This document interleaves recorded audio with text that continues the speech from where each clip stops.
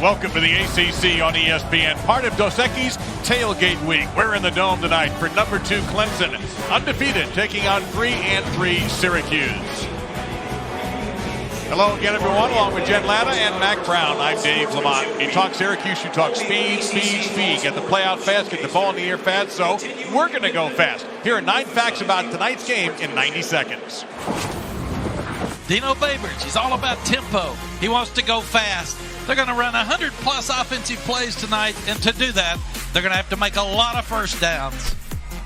Today marks the 9th anniversary of Dabo Swinney taking over as the interim head coach at Clemson. All he's done is go 95-28 and elevate the Tigers to one of the nation's elite. Despite injuring an ankle last week, quarterback Kelly Bryant is expected to play tonight. The questions are how well and how long. Clemson's defense has a dominating front seven. They had 11 sacks versus Auburn earlier this year. That's more than some teams have in a complete season. They can harass a quarterback. Brent Venables has his defense playing with the same kind of energy you see from the defensive coordinator himself on the sidelines. Top 10 in 4 defensive categories.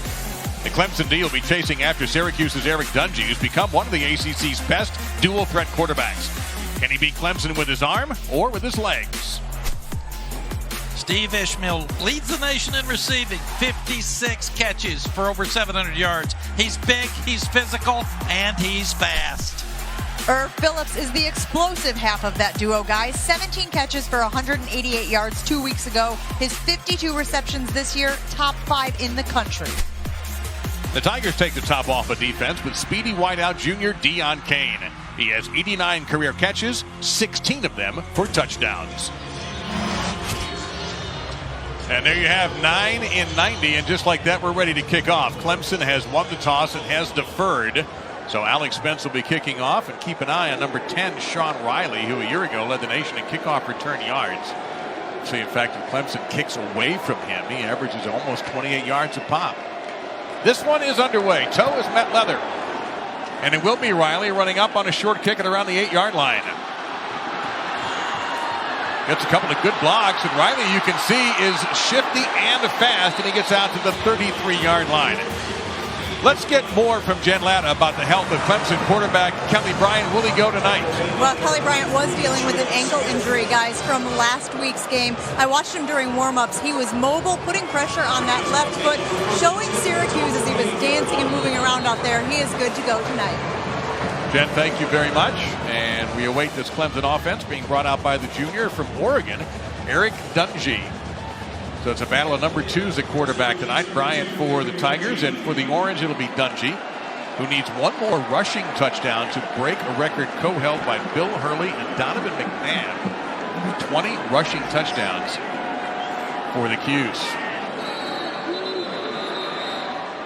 And we have whistles. Delay game, offense. 5-yard penalty, touchdown. You don't see that very often. And Dino Babers reacting to that. What do you mean? Read his lips. They were a little slow coming out. Yeah, and as a head coach, I wanted the official to say, come on, coach, speed him up. Let's get him out there. We shouldn't start a game with a delay penalty. Tailback Bo Neal checks out of the backfield, so an empty set here for Dungey on first down. He is going to have to scramble against that big front. He's got some room to run, though. Dungey will have a first down, and he'll get outside the 40 to the 44-yard line. Kendall Joseph, 21 yards, unable to do anything there. Missed him, and Dungey, and here goes the Syracuse speed. Neal stays in, he'll get the carry, and he'll pop through into the second level, and he'll have a first down following an 11-yard pickup. They want to go fast enough to keep Clemson from being able to get their call in and line up. So you think Brent Venables is active on the sideline for Clemson in a normal game with the pace that he's going to have to get those defensive calls in. Going to be interesting to watch this battle. Fake to Neal. Going to go for Ishmael. He is pretty well covered by Mark Fields, and he had it in his hands and could not hang on. It'll be second down and 10. And Steve Ishmael's 6'2", so he's a tall guy that they like to match up with smaller corners. He's very physical. That's normally a ball he would win in a 50-50 jump.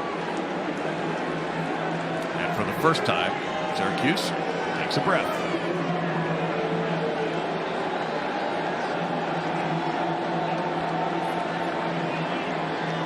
Another empty backfield here, and now Neal pops out of there, and he will stay next to Dungey for the moment.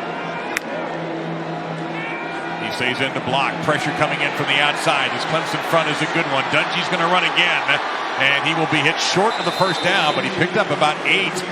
Dorian O'Daniel, number 6 for Clemson, who's having an outstanding season at linebacker, stopped him after an 8-yard gain. And Dungey has the second most rushing yards of any quarterback in Power 5, so he's going to have to use his feet tonight to stay away from that rush. He's had to scramble twice. He's going to be chased outside again. He's going to tuck and he's going to run, and he's going to get the first down. Tanner Muse, number 19, came over, could not get there in time. Dungey's got speed, and it's going to be a first down for the Orange. Clemson secondary loves number 19, Tanner Muse. This guy's big. He's 6'2", 225. He came all the way across the field to knock Dungey out of bounds. It's time for a handoff for Neal. He'll break right, and he'll break into the Clemson defense, but not until he gets 7, maybe 8 yards. Van Smith and Fields in there on the stop for the Tigers. Syracuse right now, chunks of yards. Yeah, this is not what Dabo Swinney wanted as the start. You go on the road, get a 3 and out. You've got this high-powered offense, and you're letting them move it down the field at will. 51 yards on the ground and 6 carries. Dontae Strickland is now the tailback, number 4. Sean Riley is checked in, the slot receiver. This is Strickland. And Strickland running hard and tough, bowling over Kendall Joseph and getting a first down. It's the first play that Strickland's been in there. Strickland's a big 210-pound guy that powers right over Joseph. Oh, Dungey's zone read that time was read better than he. Number 99, Cleveland Farrell just stuffed that for a loss of 5. Second down and 15 coming up. And here's where Syracuse has had trouble in the red zone scoring touchdowns. They've had to take field goals. They're going to have to score touchdowns tonight, probably using Dungey's legs to win this game. You expect a lot of going for it on 4th downs? Absolutely. Time for Dungey here. He wanted to go to the end zone. Ishmael is covered. He actually went out of bounds, so he's not eligible, and Dungey does the right thing and just throws it away. 3rd and 15 coming up. And if you're the head coach here, who is the play caller, Dino Babers, you're trying to get at least half of this back so you can have a 4th down and 4 or 5 if you're going to go for 4th down. They do have a steady kicker in Cole Murphy if they need him. Made 10 field goals already. Strickland stays in. He's had coming up to 300 touches without ever putting the ball on the ground. Screen pass here. He'll get one. And he stays alive, and he's got room to the 10.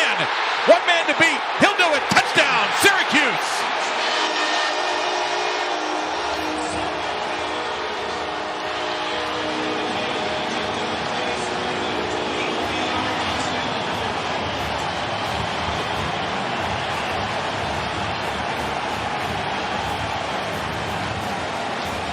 There is a flag down by the E in orange in the end zone. It might be a celebration penalty. There's a touchdown on the play. After the play, unsportsmanlike, number 4, offense. That's number 4's first unsportsmanlike of the game. That is Strickland hit with that penalty. Now you can see Coach Babers is talking to him. Huge mistake, because you do not want to start giving hidden yards away to Clemson on the kickoff.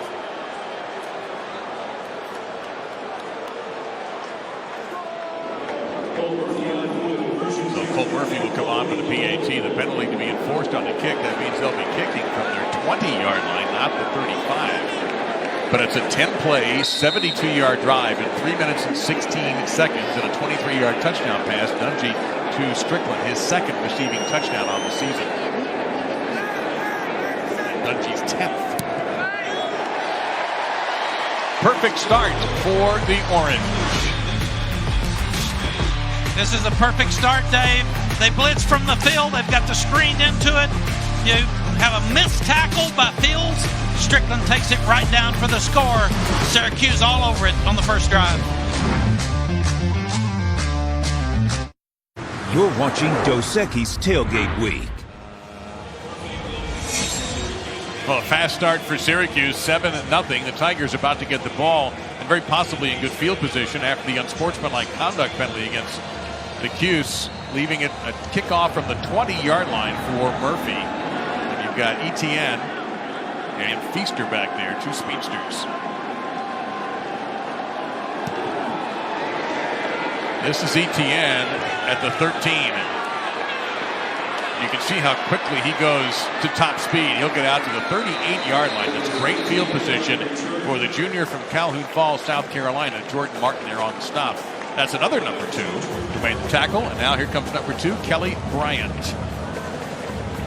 97 rushes on the year. He's coming off of a game where he didn't finish against Wake Forest after tweaking an ankle. But back, the coaches told us he practiced all week and he's ready to go.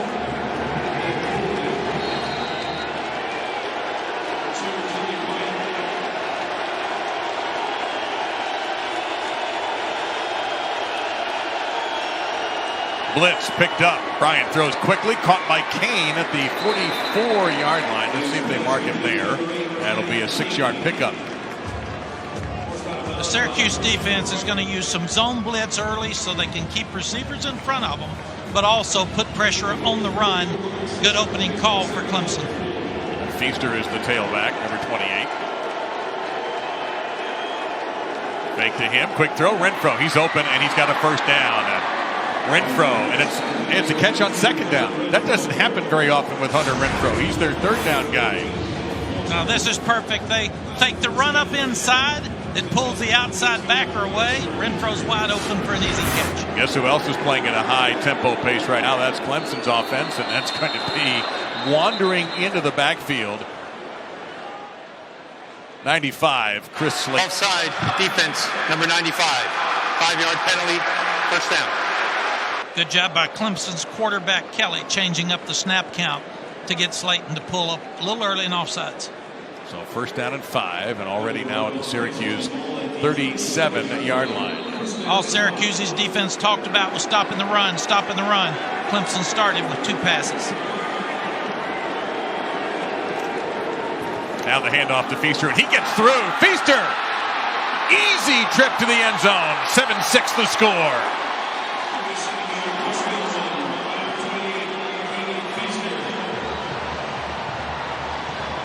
And when Deion Kane jumped into him, Mac, that's the first time Feaster was touched on that play.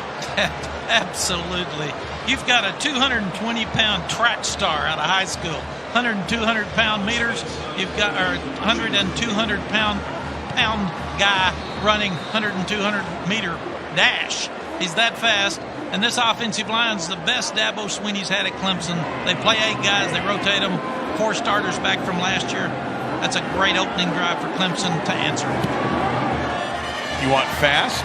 How about a 3-play drive with 67 seconds for Clemson, 62 yards.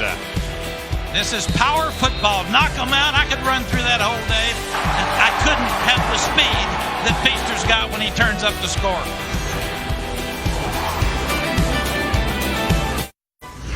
ESPN College Football, brought to you by Dos Equis. Stay thirsty. Enjoy responsibly. And Nissan, premier partner of the Heisman Trophy.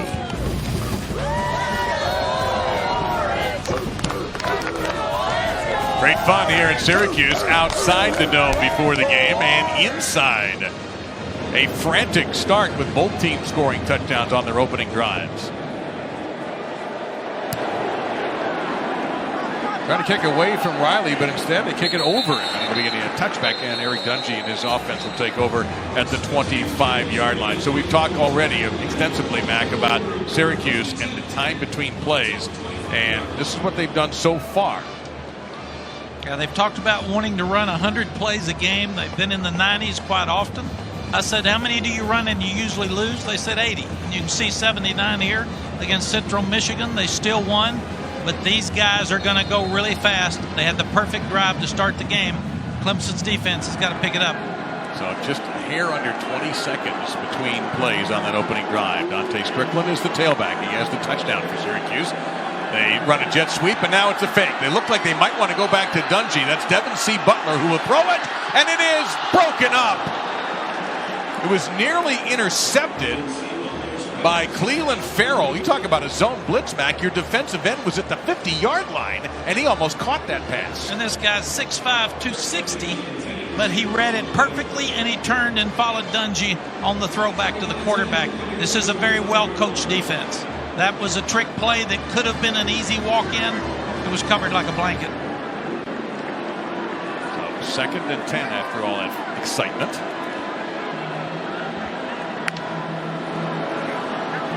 Now a more conventional play with Strickland into the middle of that really strong Clemson front 4. And he'll fight to the 28 to gain 3. It'll be 3rd down and 7. And that time Dexter Lawrence and O'Daniel in there on the stop. And it may take Clemson's defense a little time to adjust to this speed, because it's very hard for Clemson to simulate this offense in practice during the week. Clemson 28% allowed on 3rd down coming into the game, but they've given up 2 and 2 tries so far. Pressure on Dungey. They're going to stop him here. Austin Bryant, number 7. O'Daniel, number 6. Just too many white and orange jerseys. This is the exact same blitz that Clemson brought when they caught him in the screen. 23rd sack by this defense. They're bringing the safety from the field, and they were fighting to see who got there first. That's why, that's why Syracuse's offense has got to stay ahead of the chains. They can't win on 3rd down and long because they can't protect those big guys up front from Clemson. So in now, Sterling Hoffrichter, the punter. He's a good one.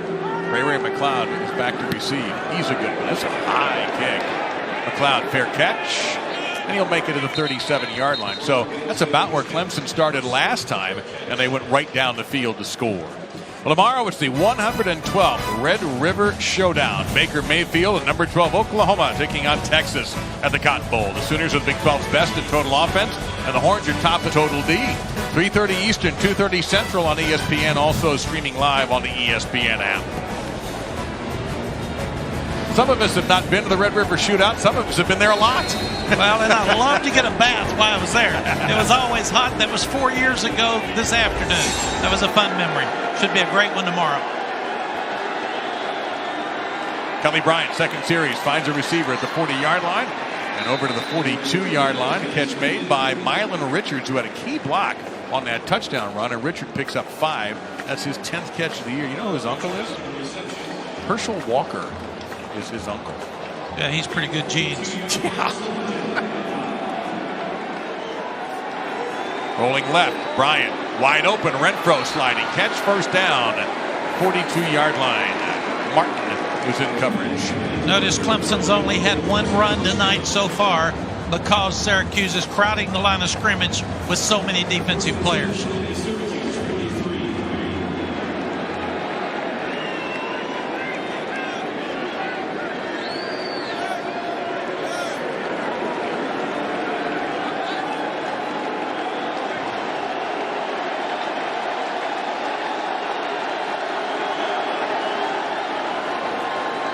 Bryant has a pocket, throws, caught. That's Richard again. That's going to be a 1st down at around the 20, maybe even inside the 20-yard line. It's unusual to have a 6'2", 255-pound tight end who is a mismatch with the linebackers inside. And if there's any question about Kelly Bryant's ankle being well enough to follow through and throw the ball, I think we got our answer right there on a perfect throw. That was a terrific throw, a 19-yard pickup for the Tigers, who moved into the red zone very quickly. Back to the ground, Feaster. This time the CUSE defense stiffs him. That should be no gain on the play. 2nd down and 10 coming up. Zaire Franklin, number 4, one of 2 really good linebackers, along with number 30, Paris Bennett. Franklin, an emotional leader for this orange team. Brian Ward, the defensive coordinator at Syracuse, said we're going to stop the run and we're going to make Kelly Bryant beat us with his arm.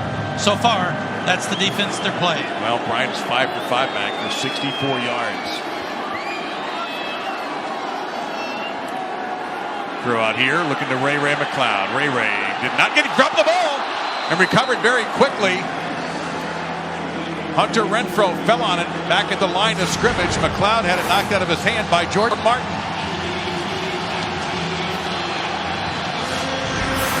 Very alert by Renfro, ball knocked out.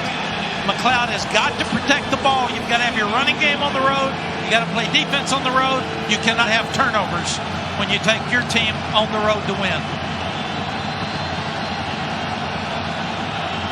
3rd down has been Renfro's ball. Let's see where Kelly Bryant goes with this ball. Renfro's in the slot to the top. Pressure on Bryant. He will elude it and get the pass off. It won't be anywhere near a first down. Tavien Thompson paid for the price of catching that ball, but what a great play by Bryant to avoid the sack and make the field goal for Alex Spence a little bit easier. Paris Bennett, number 30, is one of the tougher players on the field tonight, and he made a great field tackle. Bennett has had a run of great games back. 3 straight games with 10-plus tackles. Now, Alex Spence, who's 1 for 3 since taking over for Greg Hugel. This from 35. Ooh, that looked ugly. The snap was a little high. The holder is the coach's son, Will Sweeney. And Clemson is unable to put points on the board as the Syracuse defense rose up.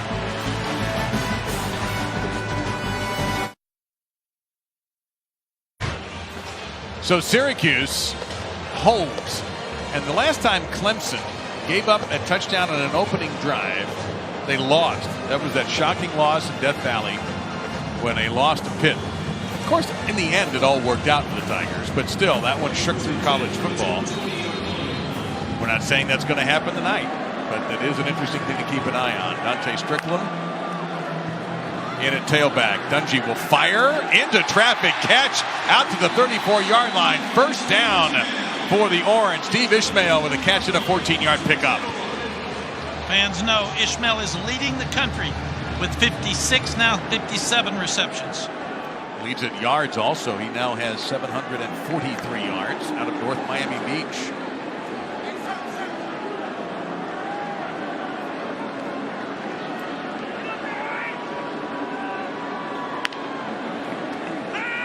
Fake to Strickland. Popped over there, wide open. This is Ervin Phillips, and nobody's going to catch him. It's an easy touchdown for Syracuse.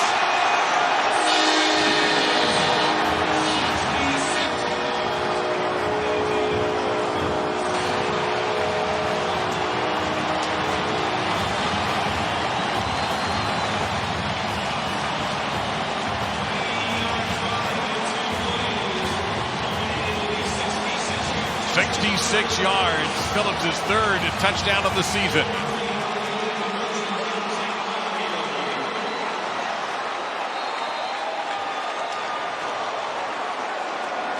Mac, I'm going to go ahead and assume that was a blown coverage. It was. You start looking at Ryan Carter, number 31. He got confused. And there were too many people standing flat-footed, and they ran right by him. This is not the start that Dabo Swinney and Brent Venables wanted. So you can see it's a drop-back pass. They've got good protection. He slides right inside, and there's no high safety. So it is just a bust and an easy touchdown throw. But when you go on the road as a head coach, don't let the opposing team get excited, especially when you're a huge favorite. And tonight, Syracuse has taken the lead and got everybody in this building thinking they have a chance to win. Well, after the field goal was missed, Clemson had gone 7 plays, looked really sharp till near the end of that drive, and they couldn't get any points. This drive lasted 39 seconds, 80 yards, 2 plays. Syracuse has not beaten a top 2 team since last century, 33 years ago.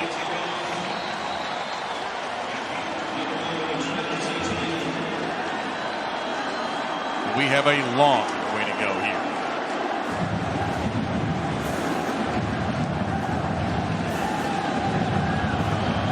See if they try to kick it away from Etinne, who's standing back at the goal line.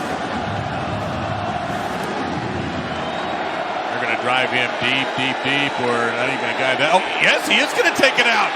Etinne saw a hole up the middle, and he'll get outside all the way to the 29-yard line.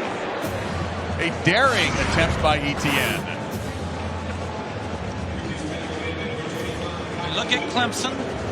You can see their secondary.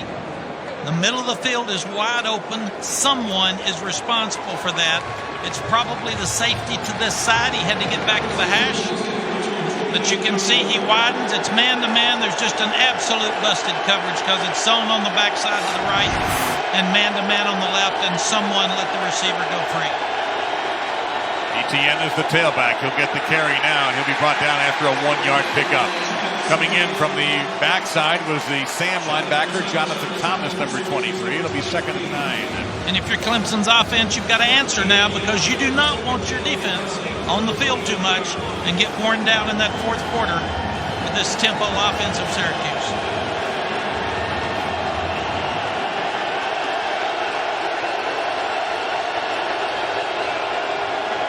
Bryant, a little bit of a high throw. Kane with a catch right at the mark. And based on where the line judge is standing, it's either a first down or they're inches away.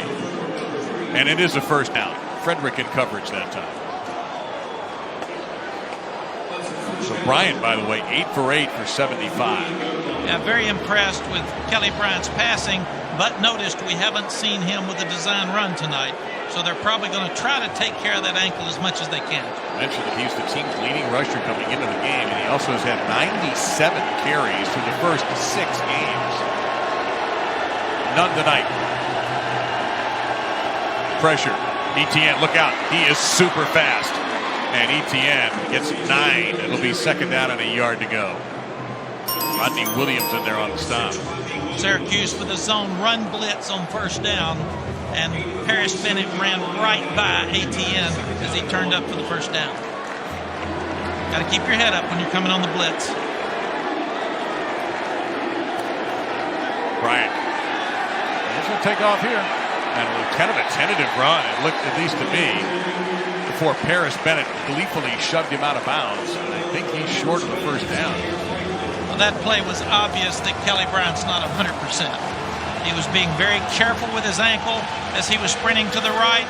So you'll see the Clemson coaches try to take care of him tonight from a running standpoint. They need a yard. I say they go with their big back up inside against that big offensive line. Power football. Following the tight end, Etienne goes into the pile, and he will actually lose about a half a yard. Now, on 4th down and a yard and a half to go, are you playing field position, or are you going to go for the play for the first down? What you look at now is you're probably going to punt the ball, or it's a great opportunity to fake the punt. Because Syracuse is excited, the building's excited. You don't want to give them the ball back here. You'd like to play defense. But as much as Dabo Swinney likes to fake, I would definitely be alert for the fake with a 4th down and 1 at midfield.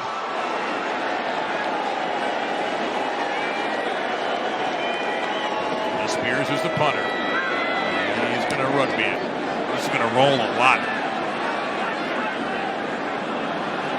And finally dies at the 7-yard line, 46 yards. Not very much hang time, but a lot of time rolling on the ground. The ESPN app, it's fans' best friend. Stream every ESPN and ABC college football game live at home or on the go. You'll get access to scores, news, and highlights all season long. You can download the ESPN app and start streaming right now. Friday night, I'm sure we got folks sneaking a peek at this game somewhere, not at home.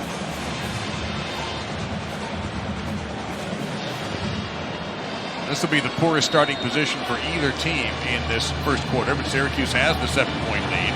Dungey so far, 123 total yards, 103 in the air.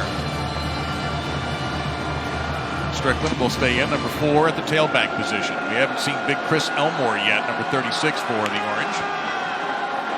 Dungey's going to take off, and O'Daniel just wrapped him right up. Dorian O'Daniel, number 6. That's a loss back to the 4-yard line. It'll be 2nd and 13. Yeah, he comes in untouched, and Dorian was a great running back in high school, and it shows you the athletic ability of this Clemson defense, but he comes unfree. That's a blocking mistake up front by Syracuse. Daniel was playing at an All-American level so far this year, the number 1 tackler for this team, 2 interception returns for touchdowns in big games. And now, Chris Elmore, number 36, the big Rhino back, is in the game. Dungey on the draw, and he'll be to the 10-yard line. Sets up 3rd down and 7 as Albert Huggins, number 67, getting in. So some substitutes getting some time for the Tigers, makes the stop. Yeah, good call by Dino Babers on the quarterback draw, trying to get some of that sack yardage back. So you're sitting in a position now, you're 3rd and 7. You've got to be able to protect. Last 2 3rd downs, Clemson's come with a blitz. Yeah, Dungey just ejected what appeared to be a shoe. He's going to throw, and it's going to be caught by Phillips. No, incomplete. The ball is on the turf. It is incomplete. We have a personal foul, roughing the passer. A huge mental mistake by Clemson.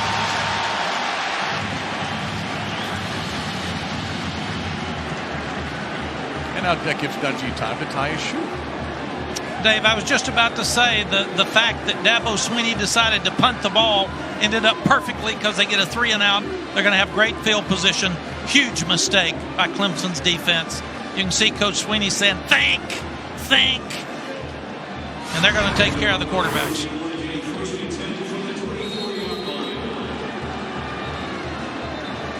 And it's pretty hard to argue with that call. Christian Wilkins got up high with a forearm and right in front of the official. So the ball has been moved out after the penalty to the 24-yard line. And interestingly, in coaching, you're not going to jump all over Wilkins because he's one of your best pass rushers, and you don't want to slow him down. You're going to say be smart, but you're not going to say, come on now, don't be hitting that quarterback. Stay away from him because he's one of the best players. We have whistles. The previous play is under review. You know what they might be looking for? One of two things. Was the pass actually caught, or was it targeted? Steve? I thought it was really close to the neck and head area, so I'll bet they're looking at targeting. Now, and that would be a huge blow to Clemson. If that's what they're looking for, if they're looking for whether the pass was caught, because the ruling on the field was incomplete. It looked at first that he caught it, and we're going to take a look with Phillips and whether or not the ball contacted the ground at any point. Did he lose control? And you can see after looking at the replay, it looks like he did lose control of the football and the whole completing the process of the catch business. And I don't think targeting is at play here. After review, the ruling on the field is confirmed. Incomplete pass. 15-yard penalty for roughing the passer. First down. I think that one was close when you start looking at Wilkins in the upper area too. So you got to be really, really smart because that would have been a huge loss for Clemson. He would have been ejected for the remainder of the game. You're losing a preseason All-American in a game where you're down in a rowdy house on the road against a fired-up Syracuse team. We look up now, there's only 1:11 left in the first quarter, and the Syracuse offense has been dominant. Dungey trying to get away from that rush, and they're going to get him. That'll be another sack, 2-yard loss. Cleveland Farrell, number 99. You know, we talk Lawrence, we talk Bryant, we talk Wilkins. You can't leave that guy out. No, they're 24-5 sacks now in the year. They've got one of the best front sevens in the country. And there's further proof of that right there. That might gain a yard. And O'Daniel and Bryant in there, 6 and 7. So now you all of a sudden have a 3rd and long here. They're going to say 10 for the first down. And this is where they've come after him. They've played man. They've come after him. And Eric Dungey cannot hold the ball. He's got to get rid of the ball quickly. And they've got a chip in the back. He's under a lot of pressure there, and Strickland with a beautiful tackle by Mark Fields is brought down for a loss. Exact same blitz as the touchdown play earlier in the game by Syracuse. Everything was exactly the same with the one exception. Mark Fields makes a very good open field tackle where he got his head down and missed the tackle on Strickland on the first play. Great play by Fields. That is the end of the first quarter, and it was a thrilling one here in this ACC matchup on ESPN, part of our Friday doubleheader. The Orange getting a standing ovation in front of their crowd, lead number 2 Clemson, 14-7.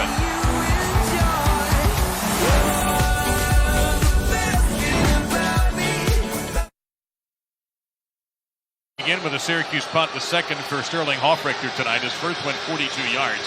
With Jen Latta and Mac Brown, Dave Lamont. First half of our Friday night doubleheader. We have Washington State Cal following us. And we just hope that the folks in Cal can play the game. With the tragedy out there with the fires, there is concern about the air quality. And that's just been such a difficult story to watch.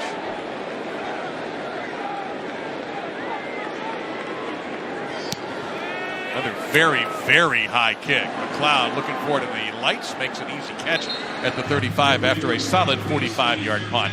2 years ago, when Deshaun Watson was the quarterback for the Tigers, they had a struggle in this building against the Orange. It was my pleasure to be at this game, and Watson will score here on a 3-yard run. Clemson was highly ranked at the time. Syracuse was down 14. Zach Mahoney had to start this game because of injury to other quarterbacks. He scores, but Deshaun Watson, Deion Kane, 40 yards out. Watson had a magnificent game. 3 touchdowns, 473 total yards, and Clemson, number 1 at the time, won it by 10. Bryant hit after he throws it, and it's complete over to the 42-yard line. A catch made by DeAndre Overton, a sophomore from Greensboro, North Carolina. We do have an injury update on a Syracuse player from Jen.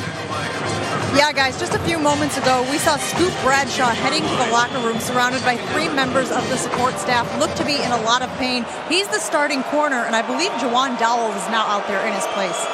You have 2 Floridians, Bradshaw from Plant High in Tampa and Dowell from American Heritage in Plantation, Florida. That's a high pass, incomplete, trying to get it to Amari Rogers. And Mac, you said something this morning. If your ankle's bad, what happens to throws? Well, you can't follow through, so you get a little bit high. And the more you go through this ball game, the more sore your ankle could get too, because it stiffens up as you continue to play on it throughout the night. After hitting his first 9 passes, that's the first incompletion for Kelly Bryant. Adam Choice stays in at the tailback spot.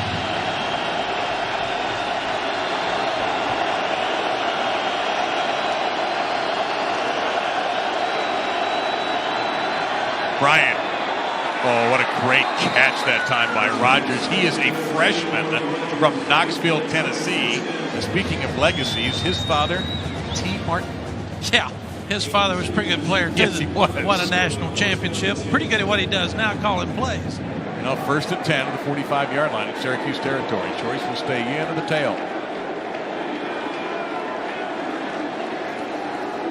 But they'll hand it off instead to Rogers, and he is brought down for a significant loss by Rodney Williams, a 6-yard loss. They're going to penetrate on 1st down with their defensive front linebackers. They know that Kelly Bryant's not going to run the ball, so the quarterback read option's not going to be as effective tonight. Really good penetration by the defense, coming up with a big loss.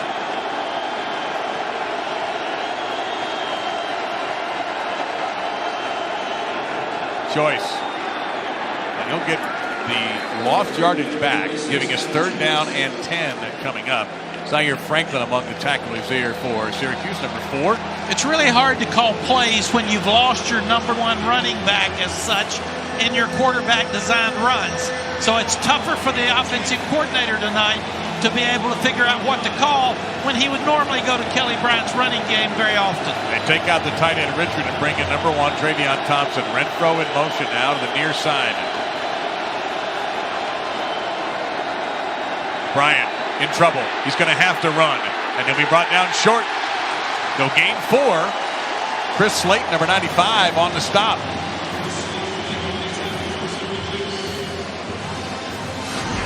Yes, Renfro's running an inside route at the bottom of your screen. He clears the linebacker. He turns right there. Kelly Bryant just didn't have enough time to lead the ball inside. So you bring out Will Spires again, the redshirt freshman punter. And this is regular defense on the field. It's not as easy to fake a punt. When they've got the regular guys out there, they'll try to get them inside the 10. He puts a lot of spin on this. Riley will catch it at the 6. So for the 2nd time, terrible field position for the Orangemen, but they have the advantage here. 14-7 over 2nd-ranked Clemson.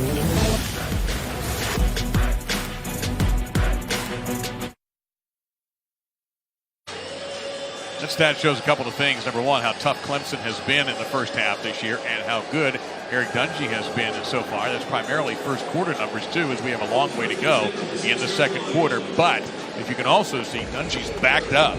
The offense will take the ball at the 6-yard line following a fine punt by Spires.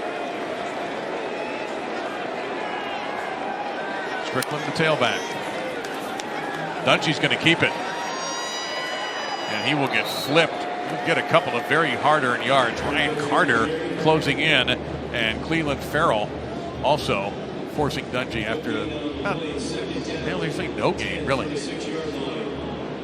Dungey's going to run enough tonight on scrambling and quarterback draws. I don't know that I'd be running him too much, but they've got to get off the goal line. Well, he's got a wide open receiver here. That is Pierce, the tight end. That's about the second or third time we've seen somebody get wide open. Tanner Muse finally brought him down after a 20-yard gain. Well-designed play. They fake the screen to the left side and get the wheel. Fake to Strickland. One-on-one. And it's going to be caught there by number 17, Jamal Custis, who has not played the last 4 games. And the Clemson tackler is injured. That's Trayvon Mullen who brought him down, and he cannot get up.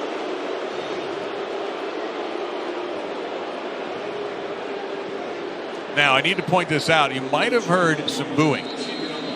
There is a thought among some Syracuse fans that because of the pace Syracuse plays at, that players will fake injuries from time to time.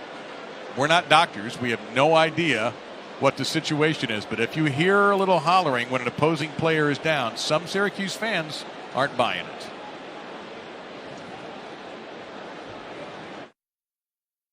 And college football, brought to you by Zaxby's, friends, family, flavor, and AT&T. Clemson's Tony Elliott and Jeff Scott's relationship goes back to their playing days at Clemson when they were teammates, and they were actually pregame stretch partners for 2000 to 2002. Elliott there on the left, Jeff Scott on the right. They have partnered up to make Clemson one of the best offenses in the country. The first time they worked together was the 2014 Russell Athletic Bowl after Chad Morris had gone to Dallas and SMU. The Tigers have won 35 out of 37 out of those 2. Mullen was able to get off under his own power, and Ervin Phillips will be on the near side. Now they've moved some people around, and big number 36, Chris Elmore, Rhino back, is in. He'll be the lead blocker, and they go deep for Custis, and it's broken up. A.J. Terrell, the other fast number 8 for Clemson, helps break up the pass. There's a penalty marker down.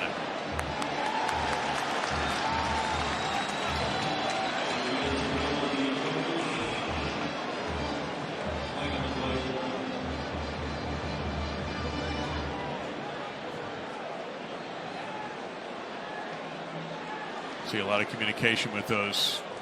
There are 2 fouls on the play, both on the defense. Offside number 7 is declined. Holding number 8 is accepted.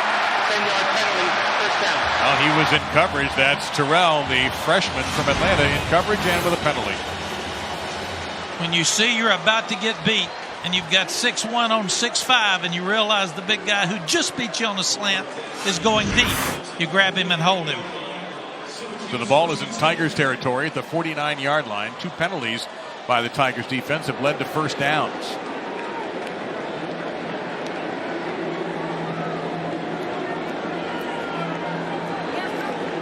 And now they're holding up the Tigers, so Clemson could finish substituting.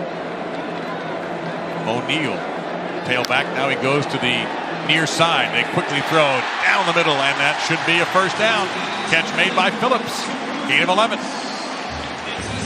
Very good pre-snap shift to confuse the Clemson defense. They've really got them on their heels right now. This is the 25th play coming up for the Tigers. Dungey. Flags are down. There was a collision around the 25-yard line involving Ishmael and Mark Fields. Let's see how this goes.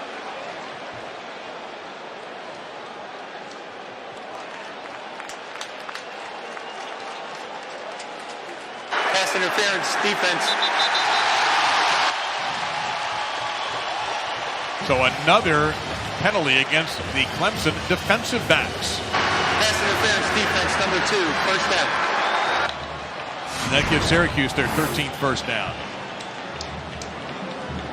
You're working man-to-man against the number 1 receiver in the country, and he just grabbed him at the end there and hooked him with his right arm and pushed him out of bounds. That was a close one, but Could've still, gone either way. If you're going to grab and push, they're going to call it. Fields is a junior. So they He's go got to his hands full. O'Neal. Yeah, he does. There was a little contact from Ishmael at the start of that route. Dexter Lawrence in there on the stop. That's a gain of about 3. It'll be 2nd down and 7. You know, Clemson's not as deep in their defensive line, so the number of plays could be a factor here as this game goes on. Syracuse doing some massive shifting, and then it'll be a false start penalty. Lots of shifting going on. False start, offense, number 63. 5-yard penalty, 2nd down.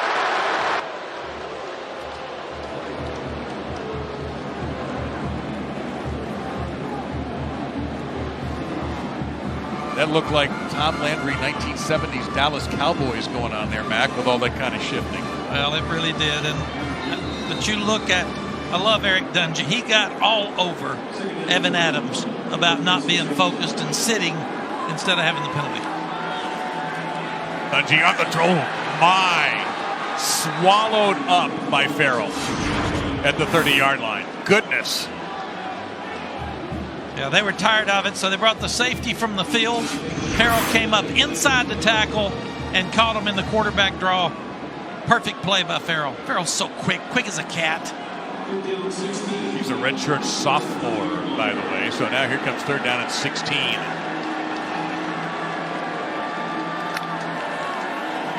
You can't take a sack here. You've got a chance to kick a field goal, so keep the right to kick the ball.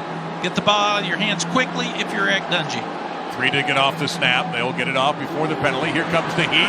1-on-1. And there's Ishmael. Flag is down, and this might be offensive interference.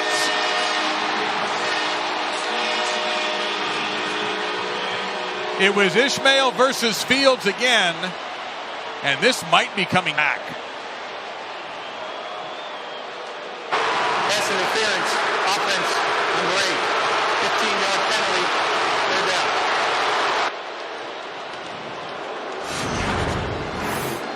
Ishmael's 6'2", 209 pounds, and he has a tendency sometimes to get separation with the push right there.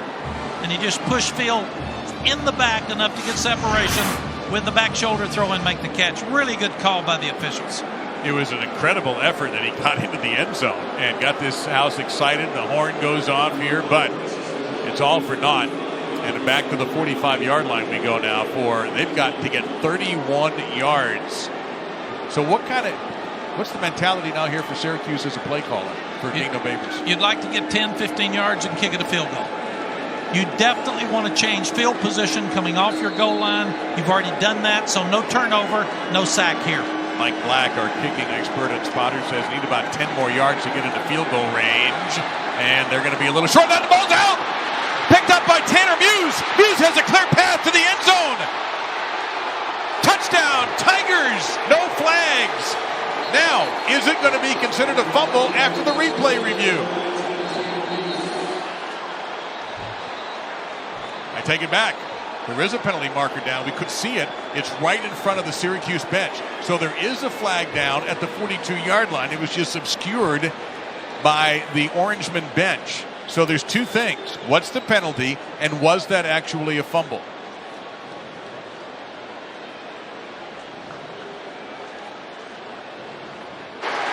During the return, there is no foul for a block in the back. Touchdown on the play. After the play, unsportsmanlike Clemson, number 19.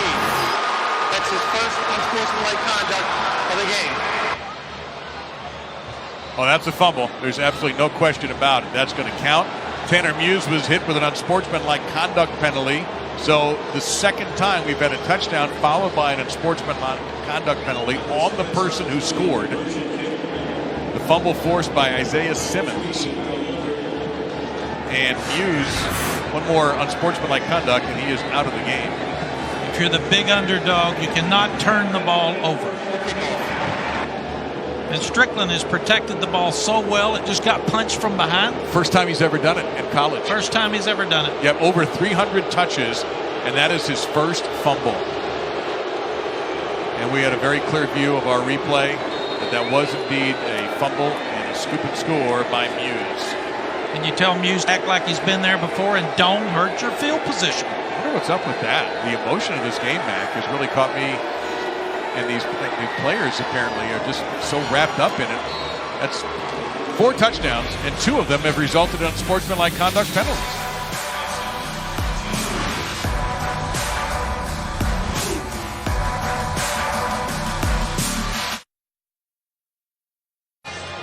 So Tanner Muse comes up with a 63-yard scoop and score, but then lost his head for the moment. And watch the gesture, and this is an automatic penalty every time when you do the throat slash gesture. You're going to get hit with the unsportsmanlike conduct. Well, what this means now is Clemson is kicking off from the 20-yard line, as Syracuse did already tonight after their unsportsmanlike conduct post-touchdown penalty.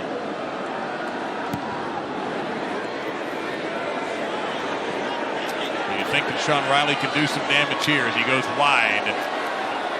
And a good run back for Riley. He'll get to close to the 40-yard line and does get to the 40-yard line. And let's get back down to the field and Jen. Well, hey there, guys. Dabo Swinney said that although they won the national championship last year, they led the world in pass interference penalties. You just saw a couple on that last drive. So what did he do? He put his defensive backs in boxing gloves like this. He told them he wanted them to win with their feet, be a little more physical from the waist down.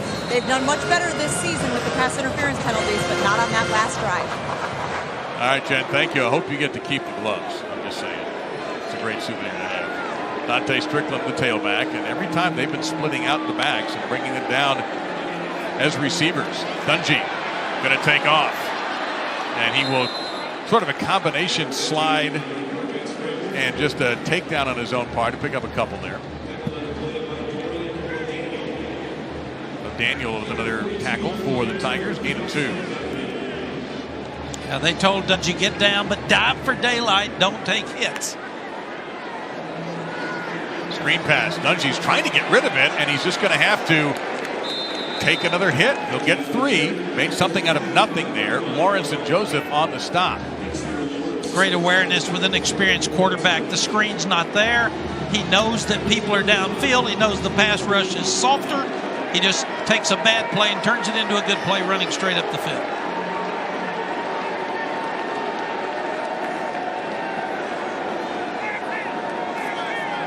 This is 3rd down. Syracuse has gone for it 13 of 21 on 4th. If they get this close, we could see a 4th down conversion try. A lot of pressure coming from the Tigers. Dungey on the run, and it's caught along the far sideline by Phillips at the Clemson 49. Carter in coverage, 1st down, Orange. You can imagine if Eric Dungey wasn't a great runner, he would have been sacked so many times. Been sacked 4 times, been running all over the place. And off to Strickland, who just disappears. No gain, 2nd and 10. Daniel among many in orange and white. When you lose a possession offensively like Clemson did last time, scoring on defense, it helps you with a score, but it doesn't give your defense any rest. So they're right back out on the field, and we're seeing Clemson players with their hands on their hips a little bit. Can I ask you something? Why don't we ever talk about offensive players getting tired? Well, because they know where they're going. They don't have to chase somebody. I'm serious about that. I Yes. know I'm not trying to be sarcastic, because when we have all these conversations about tempo, we always talk about the defense being tired, and we never hear about the offense being tired. Play clock, by the way, while we were talking, was taken down to 2, then to 1, and then a timeout called here by the Orange. That's their first of 3 timeouts they have used. We'll take it with them with 6:23 remaining in a tied game in the first half in the Carrier Dome.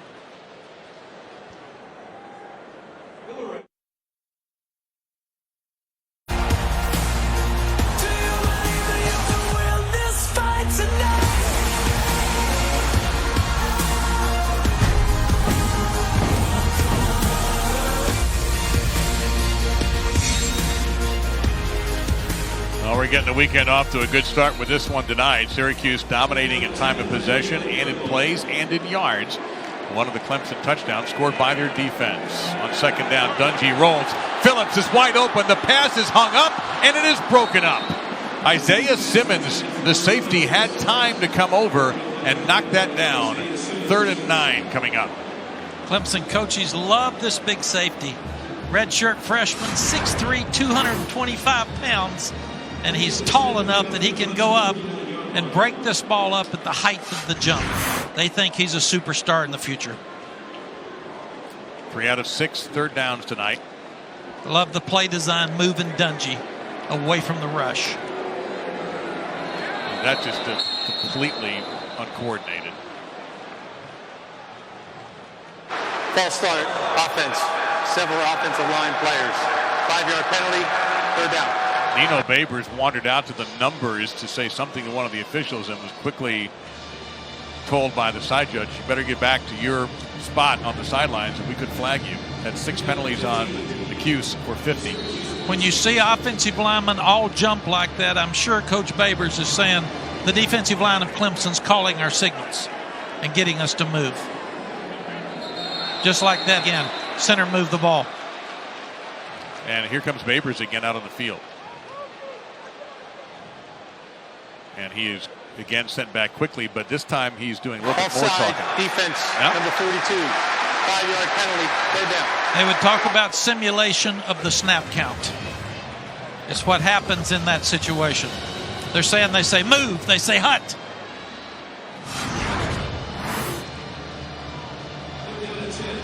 It happens all the time. There had to be something said because the center moved the ball, and you can see that Christian Wilkins is sitting there pleading his case. Well, the referee had come all the way over for a little bit to speak to Dabo Sweeney about it as well. So we're back to 3rd and 10. See if we can get through this one cleanly. We do. A lot of pressure from the Tigers. Dungey gets hit and coming back to make the catch. Beautifully done is Ishmael. Very close to the first down. Fantastic job of Eric Dungey anticipating the break and throwing the ball before Ishmael makes his break. It is 4th down in inches.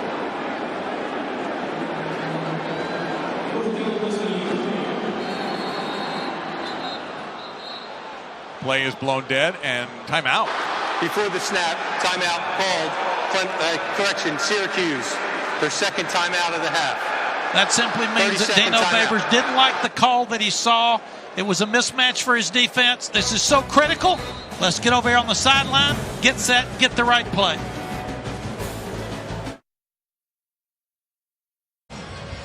Dino Babers not at all satisfied with that call that the receiver was short of the first down, is challenging that spot, and they've gone to the replay. The ruling on the field is 4th down. Here's the referee. After review, the ruling on the field is confirmed. The runner was short of the line of game. Syracuse has used its one challenge for the game. They also have a timeout. He's out of challenges. That was worth the challenge. Gives you a first down, and when you're 4th down in inches against this Clemson front, it's not a guarantee. They had actually snapped the ball before that timeout was called, or so it seemed, and they had Dungey in that shotgun formation. Probably didn't have the call he wanted, and had an assistant upstairs, Dave, that said, hey, coach, I think we made it. Yep. Well, they certainly have had plenty of time to figure out what they want to do here. The tailback will be Dontae Strickland. This is such a critical possession with 5:50 left in the half. You'd like to use this 5:50 and go in and take a lead into halftime. Dungey's going to go under center here. He'll run the option. He'll get it easily to the 35 on a first down. What a great call. Strength to the field.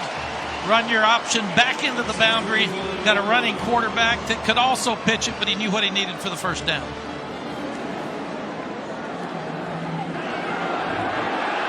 Caught. Down to the 5-yard line to catch made by Pierce, the tight end. Looked like it might have been a double move. First down. Got a mismatch to the boundary. You've got the tight end tight. He comes out and acts like he's blocking for the screen. Turns it up for a huge play. Go to Strickland on the ground. Strickland fighting through toward the end zone. Did he get in? He did not. Officials say he didn't, and now there's a big scrum as if the ball has come out. But no indication of a fumble from the officials. The head linesman came in with the hand in the air saying he didn't get there. But look how quickly Syracuse is lining up.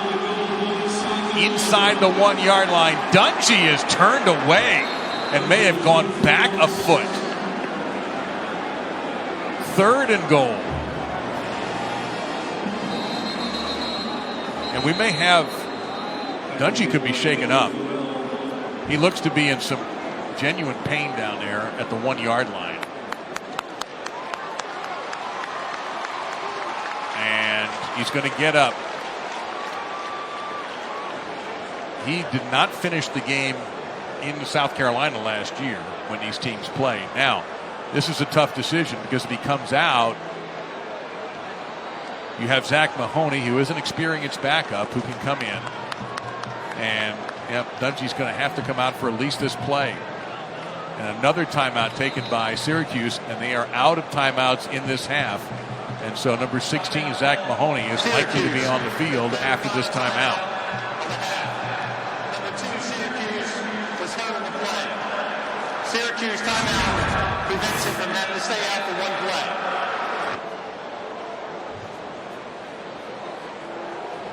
And he got hit high by Joseph. And you watched his reaction right after the play, and you could tell that something wasn't right. He has to stay He out. had penetration by Wilkins.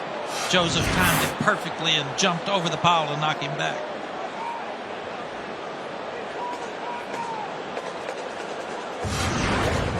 So it was 2nd down and inches, but did he get in on the play before that? And there was no call down from the booth, and you could see he did not get in. So the officials were right on it. As the 11th play of the drive is coming up, and they've got about 1.5 yards to go. Now you've got Zach Mahoney, graduate out of the Grange Park, Illinois. Played very little this year, and nope. Dungey cannot come back out. The referee announced that he had to sit out this play.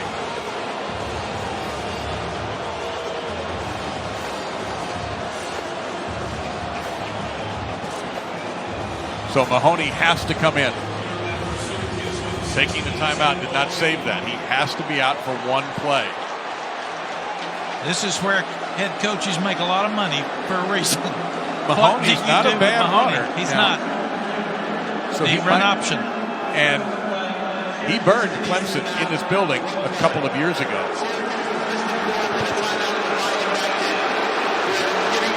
And field goals aren't an option here.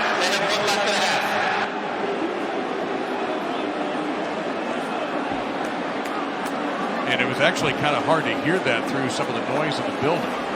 But our referee is now going across the way to speak to Dabo Sweeney to explain all that. Syracuse is getting a timeout back. And Dave, it's a good matchup with the older, experienced receivers of Syracuse against the young, inexperienced secondary. It is not a good matchup when you've got to run in a small space against this huge defensive line up front. So they'll probably have to do something outside. Maybe a fake. Fake, option, sprint. It'll be Mahoney, and he will get stormed under at the 4-yard line. Number 99, once again, Cleveland Farrell, Kendall Joseph, 34. And we are going to see Cole Murphy and the field goal team. Now the issue, is Dungey really capable of finishing this quarter and the game? Wanted to come back out, not allowed. This will be a 21-yard field goal to put Syracuse back in the lead. Mahoney is the holder. Keep that in mind. You would watch your fake here, but I really feel like Dino Babers wants a lead. Try to play defense to take the lead into halftime. That's the plan. And after all that drama, we come out with a orange field goal to make it 17-14 with 3:49 to go. Let's go back and take a look at how the Tigers defended a new quarterback. We saw Mahoney 2 years ago running the option, and that's what this is. It's a run-pass option out to your right. You've got your tight end in the flat. But Cleveland Farrell from behind is so quick and so fast that he runs the quarterback down. And Farrell is having a monstrous first half. He's been everywhere, number 99 for the Tigers.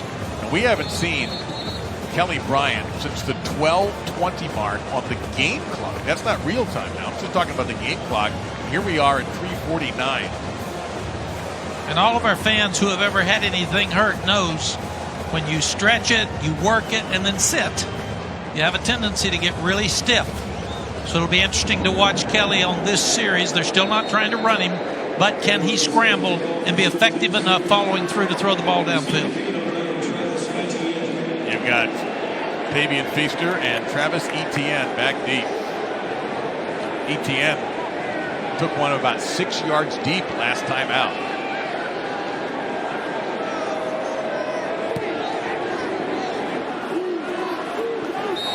That's how you avoid that.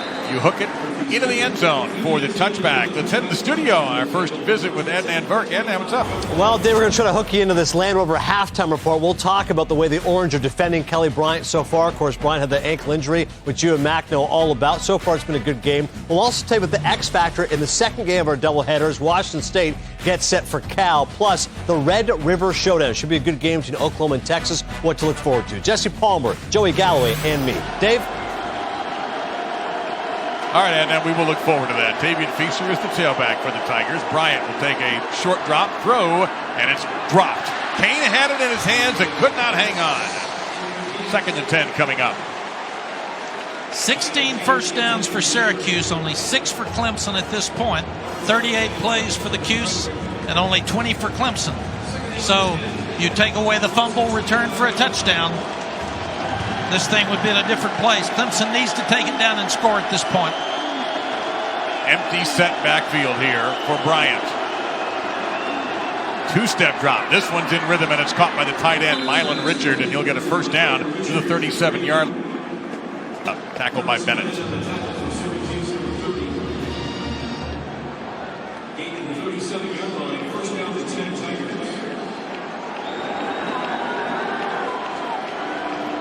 Blitz up the middle. Franklin was unblocked. Bryant gets away and throws it away.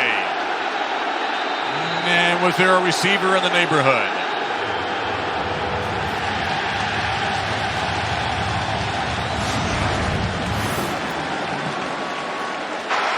Central rounding, offense number 2. That's a spot foul.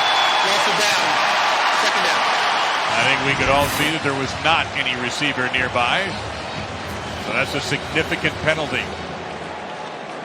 And the stiff ankle showed up because he could not get away from the blitzer who came free up inside. Franklin, he couldn't get his feet set. He's limping coming back. He tried to get rid of it, but obviously he wasn't out of the tackle box. Good call by the officials. 22 yards to go now on 2nd down.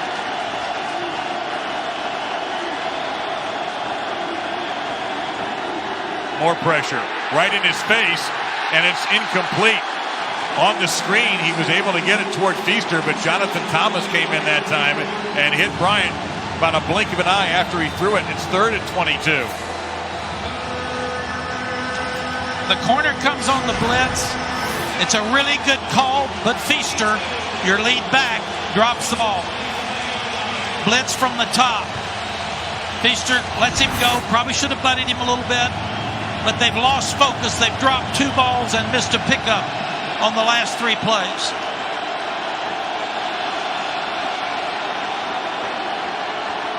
Bryant's got a little time here.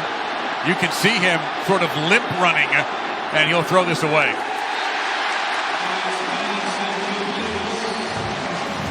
That was a rough series for the Tigers offense. Pressing a little bit, dropping balls, missing assignments. Now the defense has got to step up because Syracuse is moving the ball, and you've got 3:08 left and a lot of time for a tempo offense like Syracuse to take it down and get points. You know, Syracuse, number 3 in the NCAA in 3rd down defense, 25% on 3rd downs. They've held Clemson to 20% in the first half.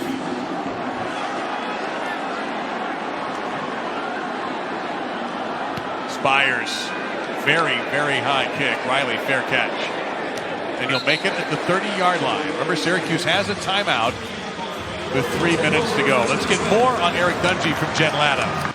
Well, guys, just a few moments ago, he was sitting on the bench. He had ice on his right shin and was grimacing as the medical staff was attending to his leg. But I just saw him put his helmet back on, and he's headed back out to the field. All right, Jen, thank you very much. Eric Dungey, and then timing of it being shaken up caused Syracuse to bring out their backup quarterback, Zach Mahoney, for one play, and it didn't work. They ended up getting a field goal after being inches away from a touchdown. And there is Dungey back out there. Now, you got two quarterbacks who may not be. Well, we know Bryant's now not 100%. Now we'll see how Dungey is. He's going to take off. He's going to fire it down deep for Phillips. Phillips can't find the ball. Ryan Carter was in coverage. He couldn't find the ball either. There was a little bit of contact. There will not be a flag.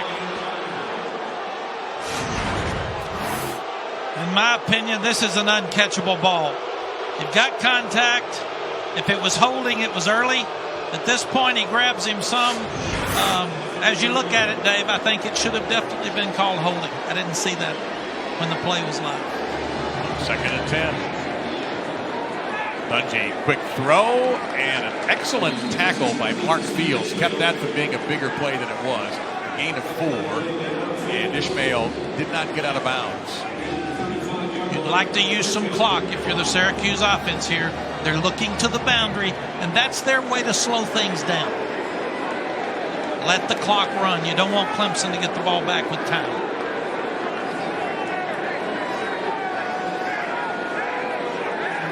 They're forever shifting this Syracuse attack.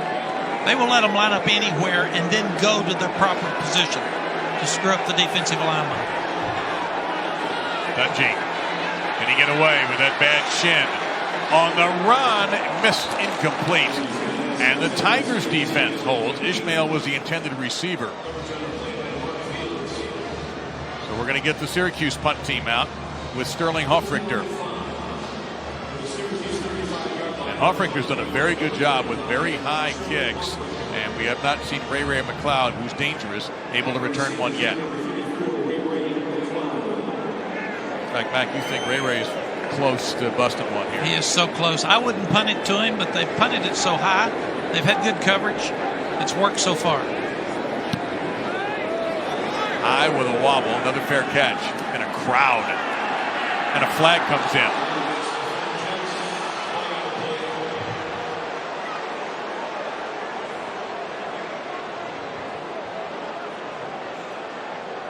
Well, there's going to be some field position determined on this call. Interference. Kicking team, number 24. 15-yard penalty, touchdown. So Cullen is guilty of that penalty, and that's going to give great field position for Clemson. It's a huge special teams mistake. You have got to give the punt returner an opportunity to catch the ball, and he's too close to him. And there's sort of an area, a no-fly zone, so to speak. It really is. You have to give him enough room to catch the ball. You hate to see a young guy who's got a lot of effort. He's trying to make a play on special teams, but he just got too close. C.J. Fuller makes his first appearance at the tailback. Syracuse now 66 yards in penalties. They've been flagged 7 times.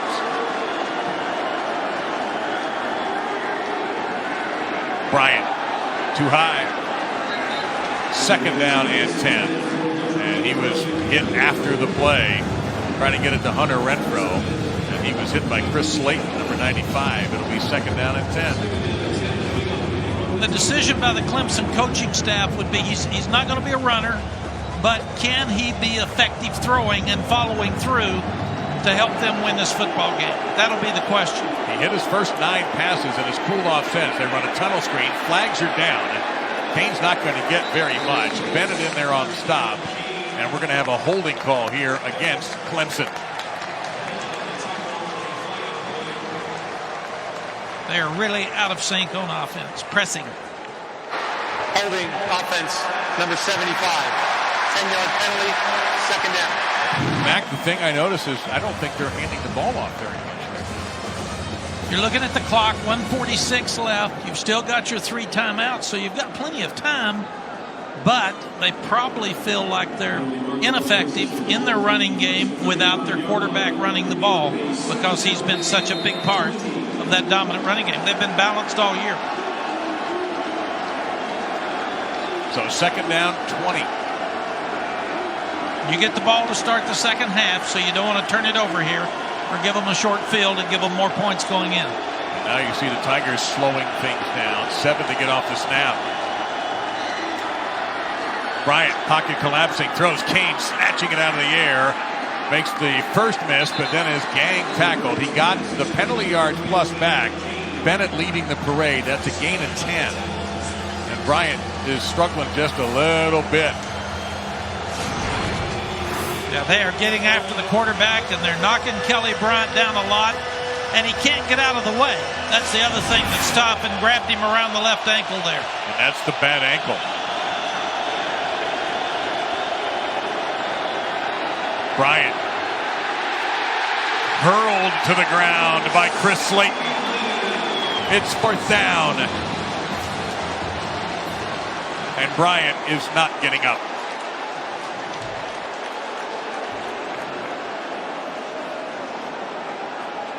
Slayton really brought him down hard.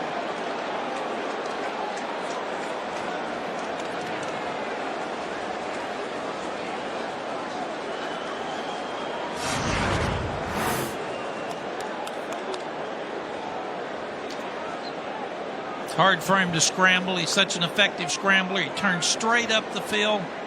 Slayton's their best defensive lineman. He takes him and throws him down. It's a clean hit. Mac, this is a little scary because the moment he hasn't moved that I've seen, they're talking to him right now. They have a towel down by the top of his helmet.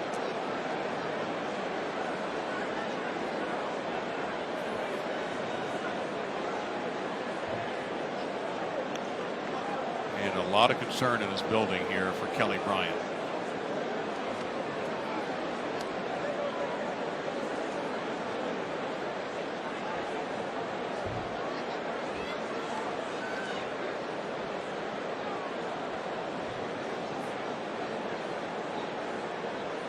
Still don't notice any movement.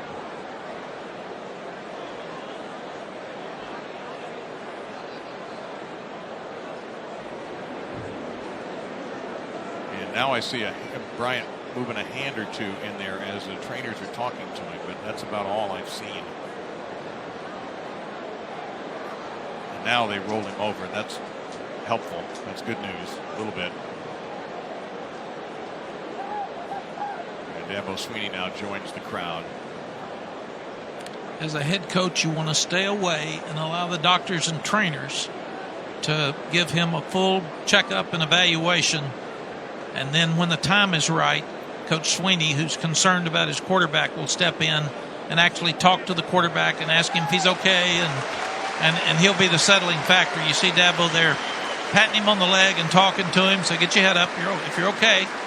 And that also sends a message to the family that may not be here that he's okay. Well, sitting up. The offensive coordinators are getting the second team quarterbacks ready. They've got 2 guys that have played. So they've got to make a decision on who goes in if Kelly Bryant doesn't go back in the ballgame. It will be a blessing for Clemson in one way that they'll have halftime coming up in 41 seconds on 4th down. Bryant is now standing, thankful. And this is going to be a #1 topic of conversation in the Clemson locker room as Bryant needs some help to walk off the field.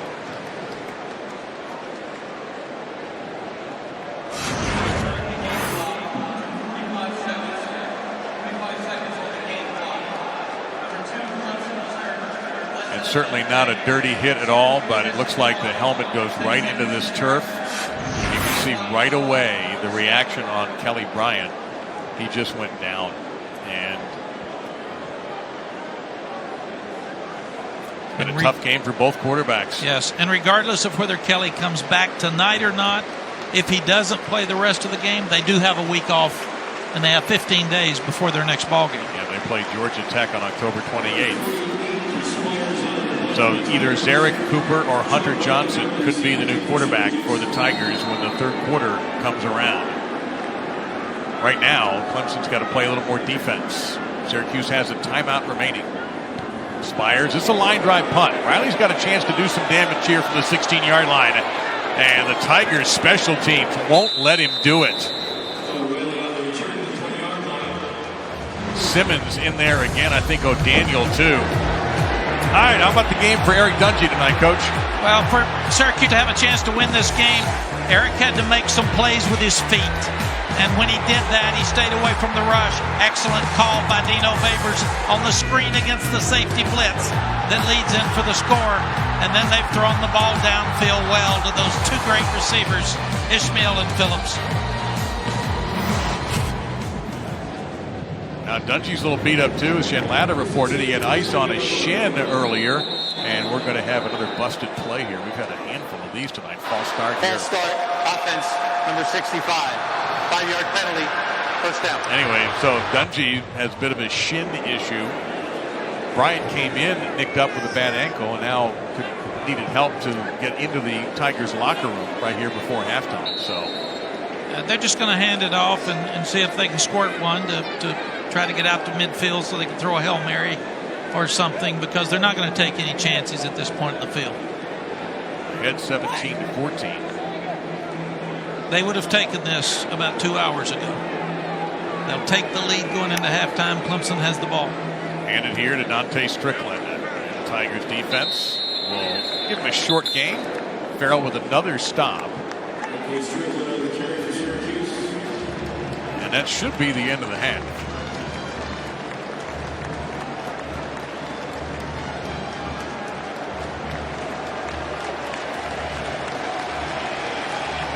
Great first half for Syracuse. Clemson's got to go in and regroup. Talk about the quarterback position in the second half. Down to 4 seconds. Now they're going to get one off right before the half. Dungey will throw it, and it's incomplete, and that is the end of the first half. A lot of drama coming up in the second half. 17-14, Syracuse over Clemson. Let's join Adnan Burke, Joey Galloway, and Jesse Palmer in studio right now. Is presented by Land Rover, above and beyond. The New York Yankees are back in the LCS without Derek Jeter. First time since 1981 they're in this predicament against the Astros at home. Bottom of the third right now. It is scoreless. Dallas Keuchel versus Masahiro Tanaka. So far, both starters looking good. Of course, all these games are on ESPN Radio if you want to take a listen to them. Major news this week is USA Soccer unfortunately will not be at the next World Cup. So Bruce Arena resigning as the men's national team head coach at 81 wins overall.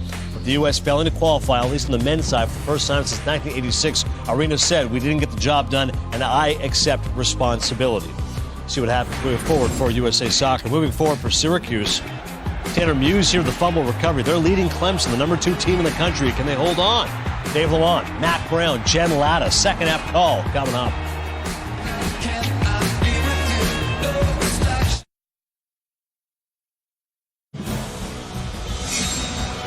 Welcome back to the ACC on ESPN, all part of Dos Equis Tailgate Week, and this is a game that's raising eyebrows all around the nation right now, with Syracuse leading number 2 Clemson here in the Carrier Dome, 17-14, and the Tigers will not have Kelly Bryant available for the rest of the game, and that's straight from the head coach, Dabo Swinney. Mac, you've had to deal with this situation before, changing quarterbacks at halftime. Give us an idea of what that's like for Clemson. Well, in a national championship game, Colt McCoy goes down. We had to work our way through the first quarter, and then we come back, and at halftime you have to sit down, decide who you're going to play number 1, and then cut that playbook back and challenge everybody else around them to step up their play.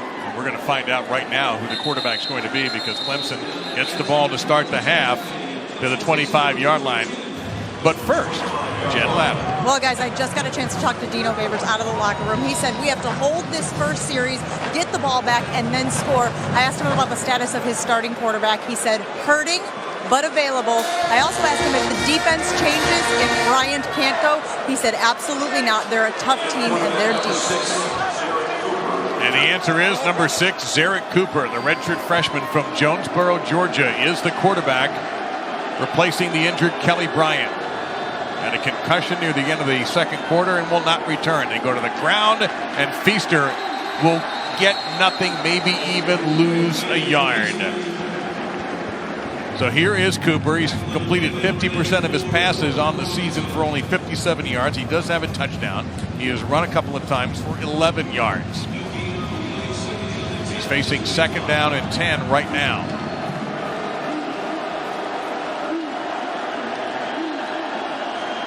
Feaster comes back, low snap. He handles it, gets it off to Ray McLeod on the tunnel screen. Breaks the tackle, and McLeod will get 8 to the 33. 3rd down and 2 coming up. New quarterback, you cut your playbook down. You give him things that he can be successful with. Option on 1st down, quick screen on 2nd down. Really important 3rd down conversion here for Clemson. I think they run the option or get it in Feaster's hands.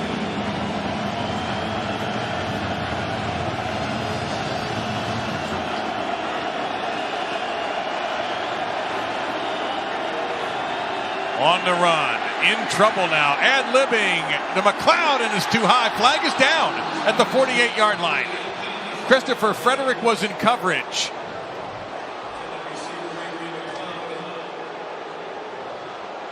Holding defense, number 3. 10-yard penalty, 1st down. And it's Frederick who is hit with a penalty. They came on 3rd down with their old standby. They went to the rub route for Renfro. He had him open, but the young quarterback couldn't turn his shoulders quickly enough, and he threw the ball deep. The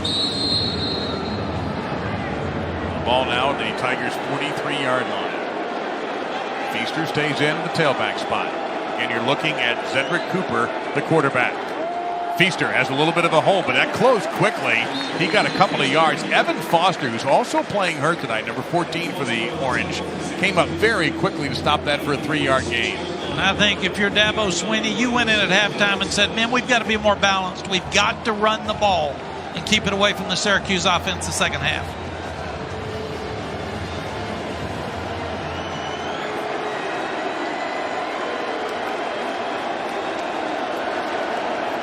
Quick drop, quick throw, slant, caught. McLeod tripped up. He's 4 yards short of the 1st down. Frederick stopped him there.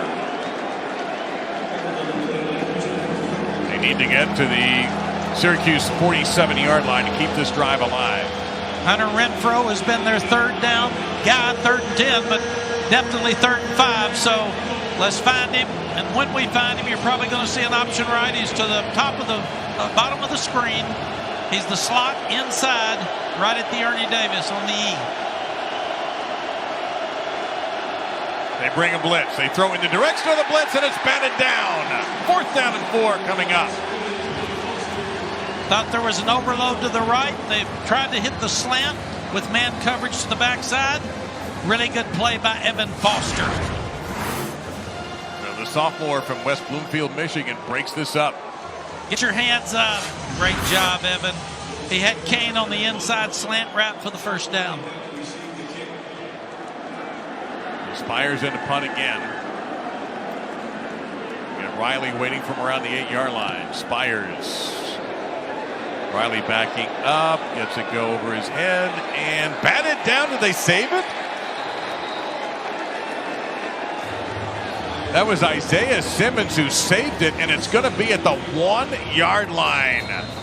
50-yard punt. An incredible play by Simmons and teammates to give Syracuse the worst possible starting field position.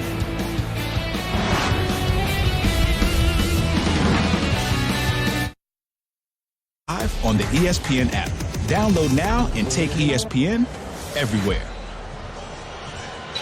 So after that fine punt and tremendous special teams play by Isaiah Simmons, the CUSE starts at their own 1. So, Mac, how aggressive do you think Syracuse ought to be here? Dino Babers made a really good point. You got to keep playing. You got to try to win. They'll pick up about 4 there. Good tackle made there by number 31. And, Dave, that's the 44th play for them, and they're trying to get 90 plus to 100. 270 yards in the 1st half, 16 1st downs, 17 minutes and a half of time of possession. On 2nd and 7, they'll go to the ground, and now they'll give themselves a little bit more room to work with. They're short of the 1st down, but not by much. But now this is huge for Clemson. This is points for the Clemson team. If they stop them here, get a short punt, got a short field, you've got to stop them on this end of the field if you're Clemson. And they cannot. 1st down for Syracuse.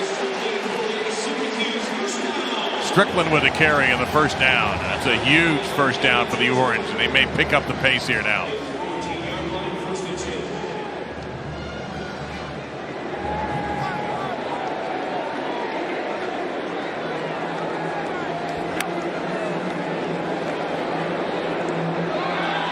A little miscommunication at them. I've not seen that very often between Dungey and his receivers. Phillips was the intended receiver, and that play kind of fell apart, so it'll be 2nd and 10. Jen gave us the report about Dungey's shin.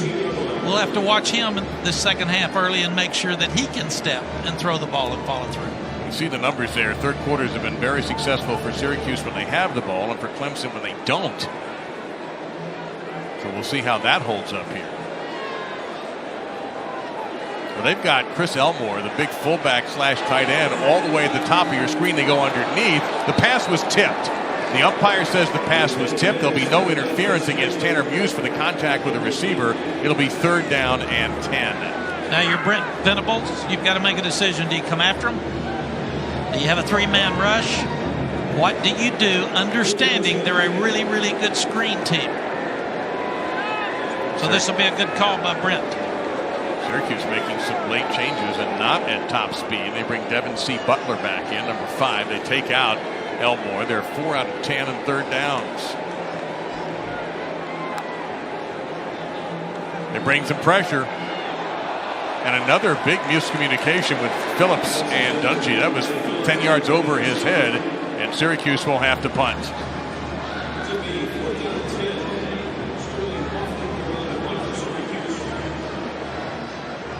Really big series by the Clemson defense.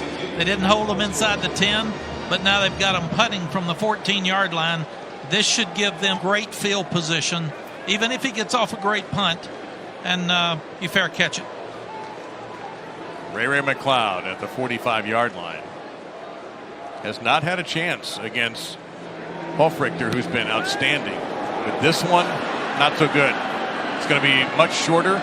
Going to hook back into the field and get touched at the 43-yard line of Syracuse. That's the first time the redshirt sophomore has misfired on one. Here is our college football look ahead, brought to you by Xfinity X1. And of course, with Washington State Cal, they are going to play that game tonight. Looks like the air quality in Berkeley will hold up. Luke Falk could even be a Heisman candidate at this point. And who can forget Lee Corso, the way he dressed up? James Madison the last time. Game day will be there tomorrow at 9 a.m. Eastern. We got some great games again tomorrow. Well, there's so a game, much fun. yeah, a game that and you're tonight. Pretty familiar with that you celebrated in 2013. We're going to do that to you, by the way, after the game tonight. It'll still feel good. Quick throw, catch made by Kane at around the 36-yard line. As Eric Cooper is taken over, if you're just joining us, Kelly Bryant, right before halftime, was knocked out on a play. And Dabo Sweeney already announced he is not returning Bryant with a concussion. So at the moment, the redshirt freshman is the quarterback, Zarek Cooper, number 6, with Adam Choice as tailback. On 2nd down, it's Choice. And he'll fight to the 30, and that'll be a first down. Paris Bennett on the stop. It's very obvious. At halftime, Clemson got together offensively and said, let's give him some runs. We've got to be more balanced. We only had 42 yards rushing early, and let's give him some simple throws. We've got to get our momentum back. And come on, defense, you got to get the ball back first. Cooper is 3 out of 4 for 17 yards. Choice will stay in the tailback spot. Fake the jet sweep to McLeod. Cooper in a little bit of trouble. Has some room if he wants to take off left. Throws to Renfro. That is a sick catch.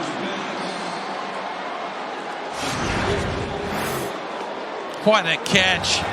I'm like you, Dave. I want to yell at the young quarterback, run! You've got all kinds of green space. But that's an unbelievable catch. Gets his hands up under it. Hand-eye coordination, unbelievable for the first down. Hashtag that SC top 10, I think. Absolutely. Now, quick throw behind Renfro and incomplete. That'll slow things down. It'll be 2nd down and 10. That is remarkable. There wasn't even a moment to think that we might have to have the replay booth look at it. No, it's definitely a top 10 catch because there are very few receivers in America that could get to it, much less keep their hands underneath it and secure the ball. And smart enough to hold it up so the official could see it. Etinne is now the tailback, number 9.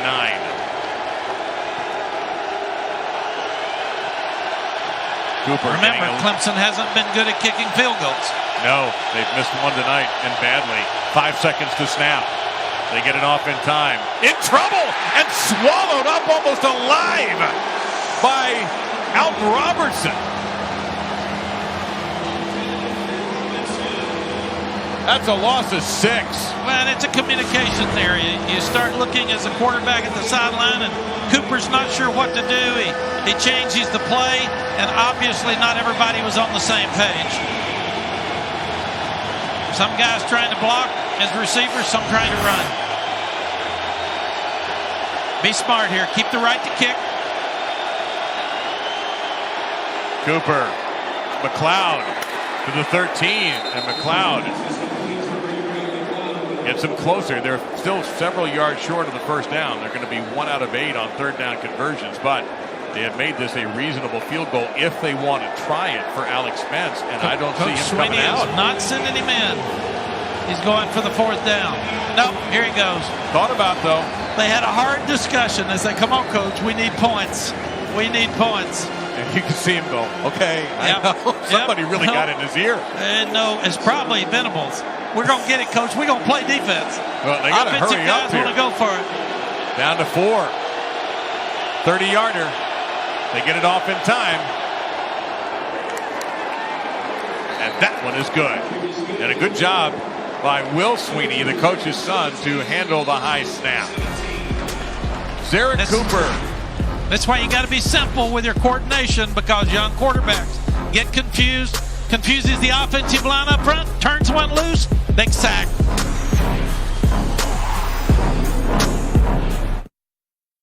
And college football, brought to you by Mitsubishi Motors, a century of innovation. Celebrating the 30th anniversary of the 1987 Syracuse football team that finished undefeated, 11-0-1, and appeared in the Sugar Bowl. Second undefeated season in school history, and of course they were coached by a wonderful man, Dick McPherson. 10 seasons, 5 bowl games from Syracuse. Passed away in August, and memorial patches, and of course that patch there on the field honoring one of the real great coaches and personalities in this game. Yeah, I love Coach Mack. He was a good friend and great man. Here is Sean Riley about the 1-yard line. And he is looking for a spot that is not there. He's going to be stopped at the 18-yard line. But tomorrow, more college football on ABC. The Yellow Jackets at number 11 Miami at 3:30 Eastern, 12:30 Pacific. And we go out to the Coliseum in LA at 8 Eastern, 5 Pacific for the Utes taking on Sam Darnold and USC. And of course, if you're out and about, grab your phone, grab the app, and stream it live. That's not a nice game for Miami without Mark Walton to come back to after the emotion of Florida State. That will not be easy. But like Clemson tonight, you are who you are. If you're good enough in Miami, you got to step up and win the game.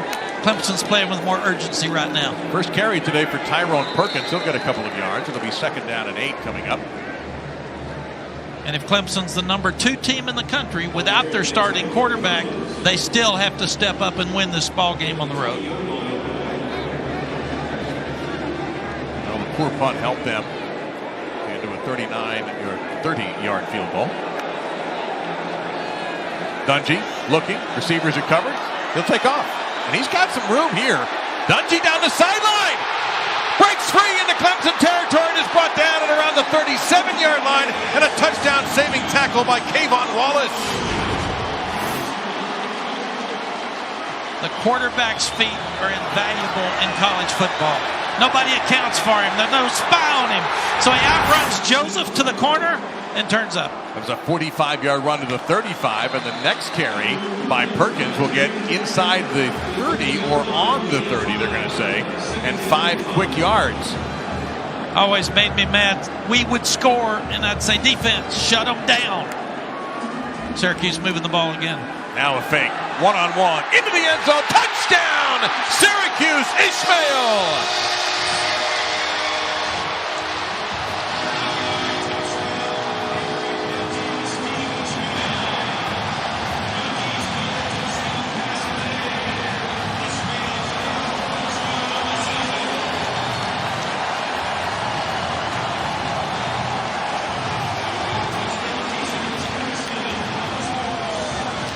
4 plays, 82 yards in a minute and 15. The leading receiver in the nation comes through, and one-on-one, he is so tough to cover. Syracuse just said we're not going away. What an answer.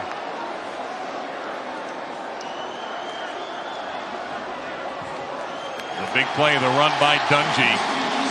And remember, he had ice on his shin earlier in the game. But Dino Babers told Jen he's hurting, but he'll play.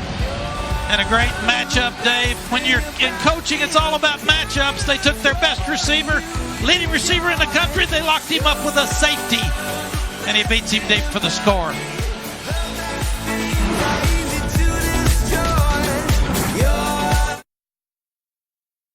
Syracuse has found the end zone more often than anybody has this year against Clemson, and a field goal, 24-17. This environment now is cooking in this dome. But remember, this Clemson team won at Louisville, and they've won at Virginia Tech this year. They've won 12 in a row on the road. They are hard to rattle. Line drive kick, bit of a hook to it, and a hook out of bounds. Huge mistake. Yep, 35-yard line is where this ball is going to go. Huge mistake. Come on, kicker. Kick it out of bounds. Free kick out of bounds. Kicking team. First and 10 at the 35-yard line. That is the 5th time that he has done that this year, Cole Murphy. Kick off your Week 6 with Sunday NFL Countdown, 10 a.m. Eastern on ESPN with Randy Moss ranking the best catches from this weekend's college football action. In the latest edition of You Got Moss, I got one for him tonight. Plus, Desmond Howard joins Countdown and takes a trip to Kansas City to talk to Tyreek Hill and find out how the Chiefs have become the NFL's most exciting offense. Countdown is streaming live on the ESPN app. Zarek Cooper out again for the injured Kelly Bryant. And he'll keep it. And he'll get to about the 40-yard line. He'll give him 5, second down and 5. First time we have seen Cooper run. Yeah, you're the offensive coaches of Clemson now. We know it's going to be a tight game. There's no blowouts here. Let's try to stay ahead of the chains. Get 4 here, 4 there. Good first down play. Etinne is the tailback, number 9. Quick throw, catch, Kane. Trying to make a spin move. He'll get the first down. It'll be brought down at the 48-yard line by Juwan Dowles, who's in for Scoop Bradshaw, and Evan Foster. And if you're Syracuse on defense, keep them in front of you. Don't give them anything easy and try to get a turnover. Strip the ball. Knock a ball loose. Tip a ball. Cooper 6 out of 8 for 49 yards. Hands off to Etienne. Etienne, look out for the speed. He could go. He will go. Touchdown, Etienne. And Clemson's a point away from tying it up. He is a bad man. He's a fast man. Wow. 52 yards. This guy's 200 pounds. Back. He's not a little back. He is spectacular. He's real, and he's spectacular. And he quietened this crowd really quickly, and it was a great job of blocking up front by the offensive line.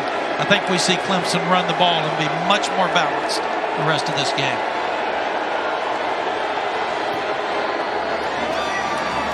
And just like that, watch how quickly he goes from 0 to 60 here, Mac. They cleaned him out. Pull both guard, backside tackle, turned up on the power play. Etienne runs him into the end zone for a touchdown.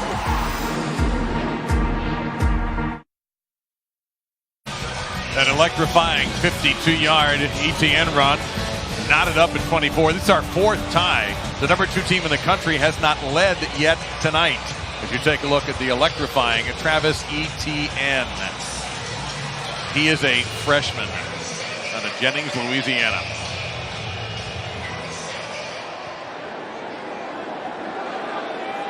Riley, 4-yard line. Trying to get to the sideline. And again, the Clemson coverage is good. He'll get to around the 20. Let's take a look at what Eric Dungey has done tonight for the Comfort Zone, brought to you by Wrangler. Well, the major reason that this game is close is Dungey has handled everything so well at quarterback. He throws the screen. He throws the ball downfield. He's made plays with his feet. So he's thrown for 3 touchdowns, 226 yards. He's run for 70 yards. This guy is playing at a very high level and keeping this game close. He went out for 1 play in the second quarter to have a shin looked at, and he came back in and has played very well. He set up the last touchdown with a big run. A lot of movement again by Syracuse. Dungey with a little bit of time here and can't find an open receiver. And he does the right thing. And a big flag as somebody did the wrong thing. That's just another big mistake. Defense, number 7, 15-yard penalty, touchdown. And that's Austin Bryant, an outstanding defensive end, but he makes a big mistake here. And this was a coverage sack. You cannot hit the quarterback when he turns that ball loose. And no reason to. No. 9 yards and penalties for Clemson. Yeah, big penalty there. 3-man rush, really good coverage sack. There wasn't anybody open downfield. It's a throwaway. You come up from 2nd and 10, and now you're back to 1st and 10. Dungey will keep it, and he won't get very far. Number 45, Chris Register out of Greensboro, North Carolina, stopped him for no gain. Tells you the coaches think that Dungey's healthy, or they wouldn't be running him on a quarterback read option. Well, Dino Babers told Jen Latta that he's it. He's the guy. He's hurt, but he's going to play.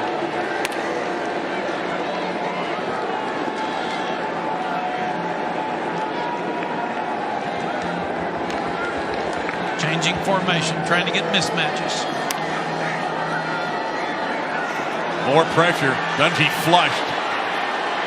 And they don't hit him this time. He was being pursued by Kendall Joseph, who laid off. We are seeing that the Clemson defense is playing with much more urgency. It's a holding call against Syracuse. Do you take the penalty here, Mac? Make it second and long? I back them up. Yeah, back them up. You're trying to get a stop. You're trying to get turnovers. Don't give them a 3rd down and 10. Put them where their play selection changes. Now you've got to go screen draw or try to throw it deep. And that's exactly what Dabo Sweeney did. It'll be 2nd down and 20.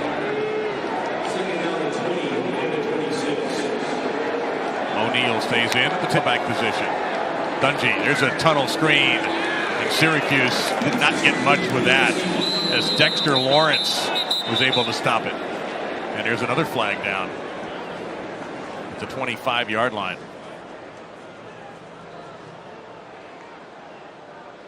Personal foul, illegal block below the waist, number 6 offense.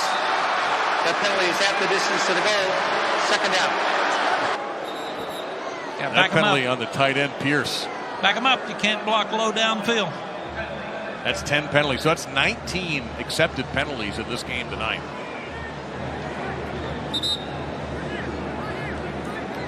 Looks like Clemson's going to turn this one down because they feel like they're good enough with 3rd down and 20. And one of the best defenses in the country. They're top 10 in 4 categories. Scoring, total yards, yards per play, and sacks. They probably are good enough. Yeah, we're seeing the Clemson defense we've heard about all year. A lot of intensity. They're tackling well. They're putting pressure on the quarterback. Tough play call for Dino Babers here on 3rd and 20. As they try to get it all with Ishmael or Phillips. They're 2 great receivers. Dungey, that's exactly the call. There's a bit of a push-off, but no call. No, there comes the flag now. That is Ishmael, who pushed off on Fields, and the question is, are they going to call him for it? And they did.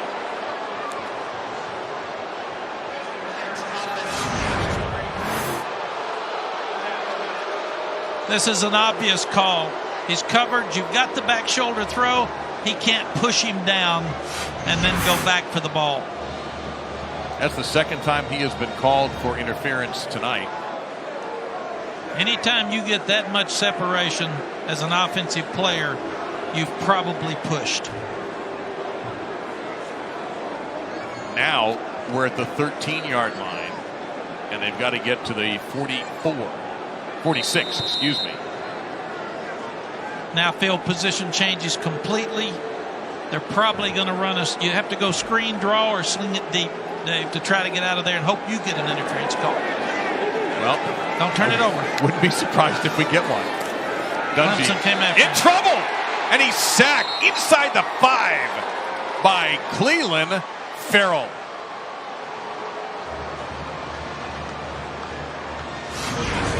You can see that Coach Venables talked to him at halftime because he stirred him up, came with a blitz from the boundary. Guys got after it. Kendall Joseph is back there, but you cannot put yourself in long yardage situations and protect against this great dominating front seven of Clemson. It's 4th and 42. You've got the punter, Hoffrichter, in the very back of the end zone. So this has to be perfect on the snap. It is. Ray McLeod, fair catch at the 41-yard line. So the Tigers with great field position. Now, take you back to the earlier in the game, late in the second quarter. The starting quarterback for Clemson, Kelly Bryant, is knocked out of the game. One of the hard decisions you have to make as a coach as well, because he hits his head here. It wasn't the ankle, but he was really struggling on the ankle. You have to make decisions. Is your backup quarterback healthy better than your starting quarterback hurt? And that's a tough decision to make because you really trust the guy that's been leading your team. So Zarek Cooper took over at the start of this quarter. On the run, he throws, coming back, Renfro with another crazy catch at the 30-yard line. What hands! Jonathan Thomas in coverage. It's a gain of 11. Yeah, body control and hands are unbelievable for Renfro. It's like he's got stick-em on it or something. He so flexible, he turns all the way back inside and makes another impossible catch. Yeah, he is a real athlete, be able to do those kind of things. Feaster on the run. You know, Mac, I saw Clemson in person earlier, and this looks like what I saw before. Now, admittedly, we don't have the quarterback run game here, but now we're seeing them start to, I hate to use this cliche, but pound the rock more than they did in the first half. Yeah, this is who they are. This is who they want to be. Syracuse talked them out of running the ball in the first half. Now with a young quarterback, they said, let's pound and be balanced. And that means the offensive line is starting to respond. Feaster again. He'll fight to the 22-yard line. He'll be a couple of yards short of the first down. Syracuse doesn't have a lot of depth on defense. So they're trying to keep the Syracuse offense on the bench and pound this undersized defensive front. I wouldn't be surprised here to see them go for 4 downs because they're only 1 for 8 on 3rd down. We got a timeout. The former wide receiver at Alabama, Dabo Swinney, went about 30 yards down the field at full speed to get that timeout call. Give Dabo credit for settling his team down with the young quarterback, stirring his defense up, and you can see he's challenging those offensive linemen because they need to be able to run the football the entire fourth quarter. 2:34 to go, and we'll want to remind you what's going on tomorrow. Our partner knows all about the Red River Showdown, and many of you do too. 112 coming up. Baker Mayfield, the number 12 Oklahoma, taking on Texas at the Cotton Bowl. The Sooners are the top in the Big 12 in total offense. The Horns are the best in total defense. That's 3:30 Eastern, 2:30 Central on ESPN. Also streaming live on the ESPN app. And of course, you'll be in studio tomorrow. And looking forward to hearing what you have to say about it. Yeah, I'll be watching every play. This is the reason that players and coaches go to these two schools. It's a border state rivalry. It'll be half and half. The people are so fired up. They go about Wednesday to start partying and getting prepared for the game. Should be a great game tomorrow between two of the best young coaches in the country. Etienne is back in, number 9. Cooper will keep it, spin, and fight for the first down. Well, what a call. And Cooper's 220. Yes, 6'2", 220. He is not a little guy. No, he's a big body, and he's settling down, and he's getting more confidence as this game grows. On 3rd down, keep it in his hands. Don't have the opportunity to fumble.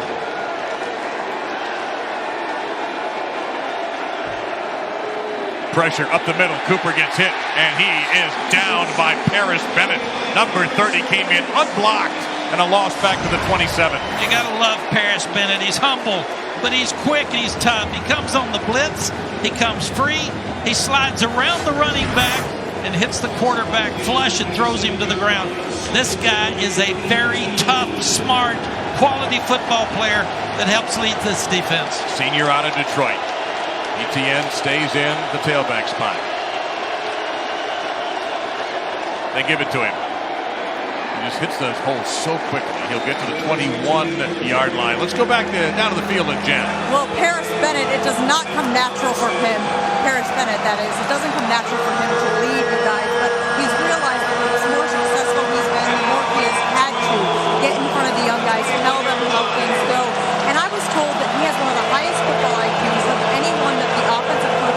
defensive coaches rather, have ever been around. He self-corrects. If he does it wrong once, he's going to do it right the next time. Jen, thank you. It's 3rd down and a dozen. Under a minute to go in the quarter. Keep the right to kick. No turnovers.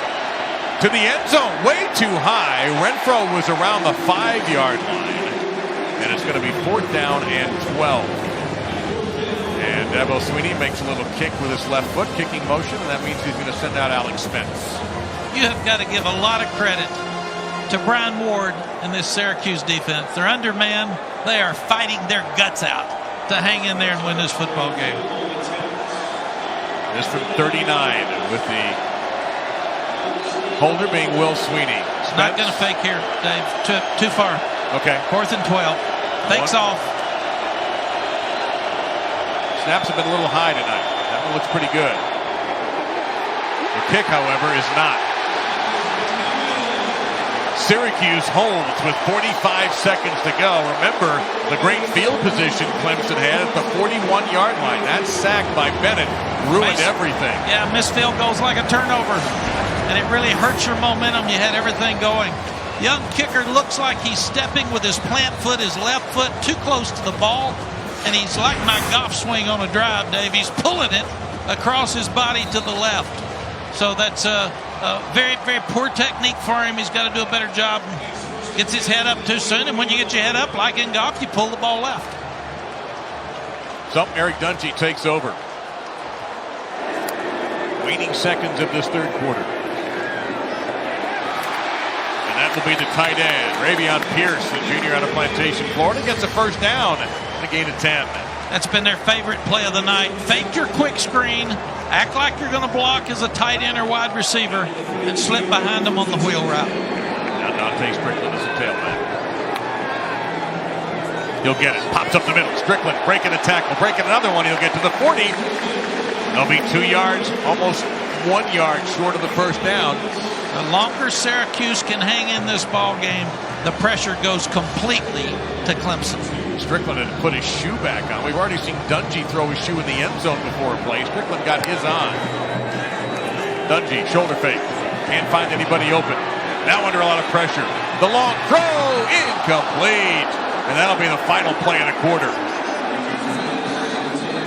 A.J. Terrell in coverage against Steve Ishmael, 8 versus 8.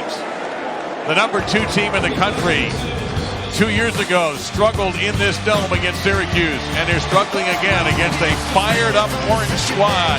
Can Syracuse pull the upset, or will the defending national champs show why they're number 2?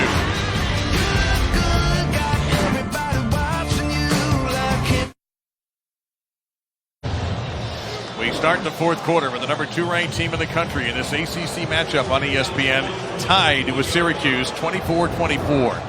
3 weeks ago in Clemson, in Death Valley, they were tied 7-7 with Boston College and one going away.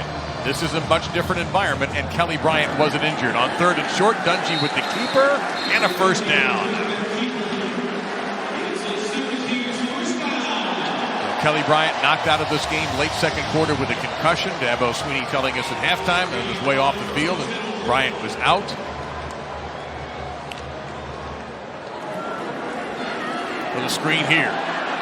Pierce made one miss, and he'll get it right to the middle of the S before Christian Wilkins brings him down. 7-yard pickup. When you start looking at the number of plays Syracuse has run, when does the Clemson front start getting tired and ineffective on pass rush? Oh, fumble on the snap, and they'll just eat it here. That's the smart move to make. Strickland fell on the ball. It's going to take a loss back to the 44 and sets up 3rd down and 9. Yeah, you can't make these mistakes and win. You're 2nd down and short. You're moving the ball. You've got confidence. It was a low snap, but Eric has got to make sure he bends his knees, even though he's a little bit tired, a little bit stiff, and keep his eyes on that ball before he turns his eyes away and drops the snap. Now, Syracuse has had the ball 62 plays to 49 for Clemson, so it's got to be wearing on that Clemson defense. Pressure here, a lot of pressure coming on Dungey. He throws. Ishmael, big flag coming up here. Ishmael locked up with Trayvon Mullen, and the interference will go against Clemson.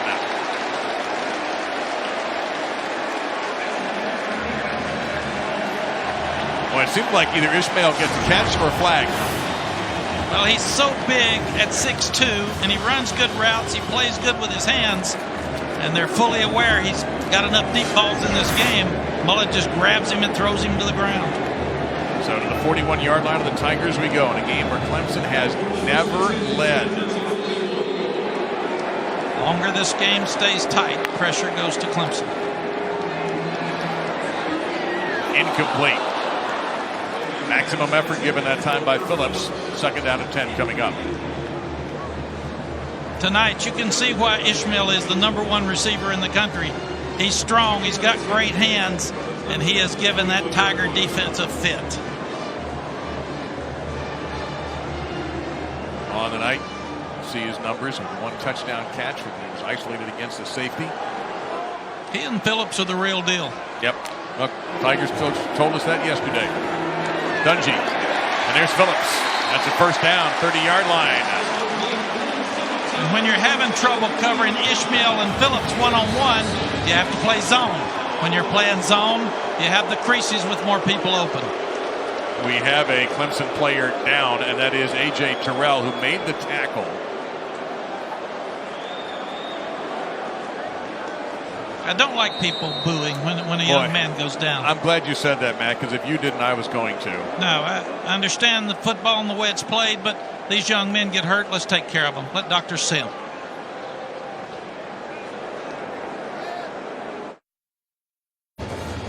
Watch what happens here to number 8, A.J. Terrell.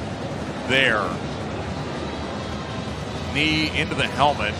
Just an accident of the game, unfortunately.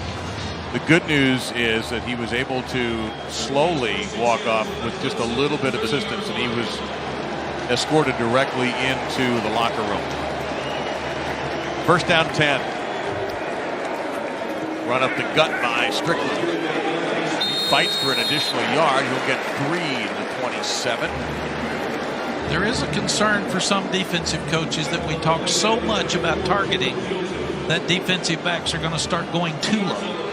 So there's got to be a fine line there to find the perfect line for safety. And people are worried about knee injuries in that situation. Absolutely. Too, an increase of that because, okay, I can't hit high. I've got to bring him down somehow.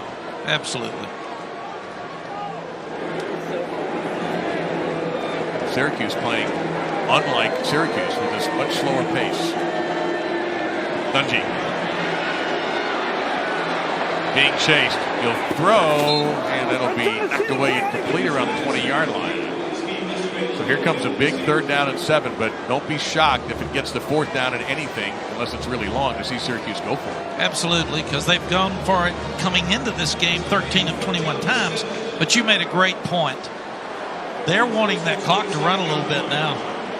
You're in a game. It's a tight game, so you want to see those ticks going off very quickly. Run, clock, run, I used to say. 11th play of the drive coming up. Get it done and go home. Flags are down as Dungey will be sacked. Let's see what the flag is all about. It's thrown at the line of scrimmage on the near sideline. Farrell with another sack. Offside. Look at this. Austin Bryant with another key penalty. And instead of a sack, it's going to be 3rd and very manageable couple of yards. Well, and that's the second penalty on Bryant, trying to get to the quarterback on 3rd down, but he's had 2 offsides penalties, and he's had a late hit on the quarterback. So this young man's got to wake up here. He's hurting his team because he takes his team from 3rd down and 10, 4th down and 10 long field goal to 3rd and 2. Strickland. This is going to be close. If they don't get it, there's a high percentage that they will go for it. Absolutely. So, in a way, one official has already got the closed fist, which indicates 4th down, and that's exactly what it is. Now, Dungey has gone under center before in these situations, and he does it again. And now he backs him. Yeah, he saw those big guys in there, man. He said, oh, okay, this don't look so good. I'd have backed away to Buffalo if I'd seen that. 1 for 1 today on 4 down. Now they go shotgun. Play of the game. Strickland. He'll power his way to the 1st down with a push from the quarterback. It was O'Daniel who tried to make the play, but he didn't have good leverage, and it's first down for the Orange. Boy, you like Eric Dungey. Hands the ball off. Dorian steps up and has him there, and Dungey pushes him for the first down. And they stay on the ground and get to the 15-yard line behind the junior from Dayton, New Jersey, Dontae Strickland. That's like the Bush push. USC beats Notre Dame. It wasn't legal to push him in then. They've made it legal now. Great play by the quarterback. More flags. And this one. False start offense.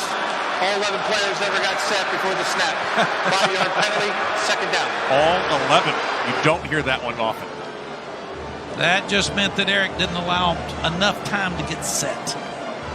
If it's one guy, you can blame him. But when you're going so fast and you're a little tired with the pressure in this game with 11 minutes left, let him get set. 11 penalties per side.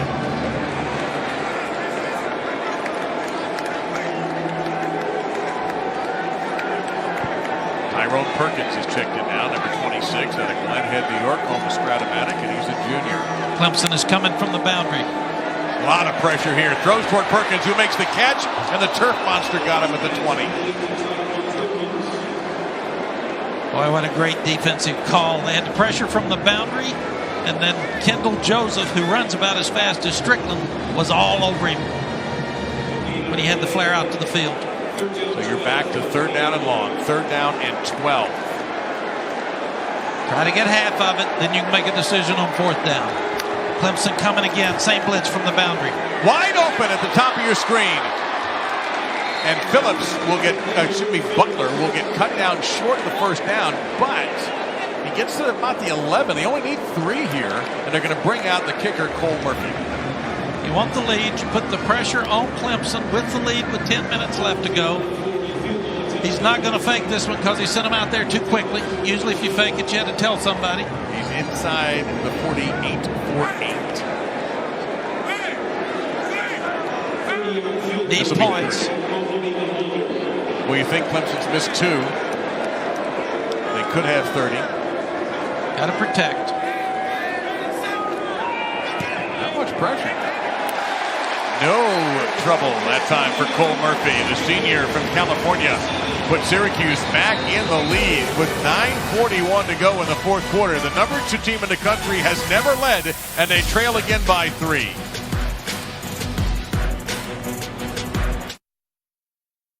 ESPN College Football, brought to you by the 2017 Lincoln MKX. Well, here is the Newhouse School of Public Communication at Syracuse University, one of the best broadcast journalism programs in the country. Here's our own Sean McDonough, among many ESPNers who have made it out of Syracuse into Bristol. Sean, of course, we call him the Monday Night Football game with John Gruden coming up.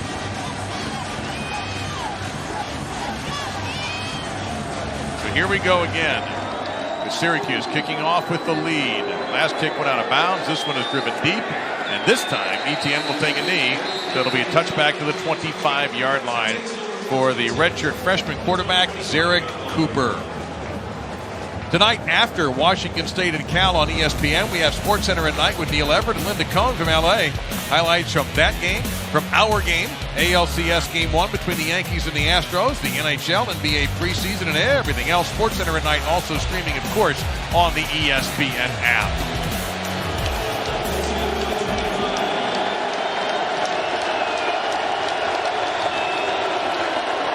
Little pitch here to Feaster. And Feaster to the 35-yard line, almost. They're going to say he's just short of it. He'll gain 9.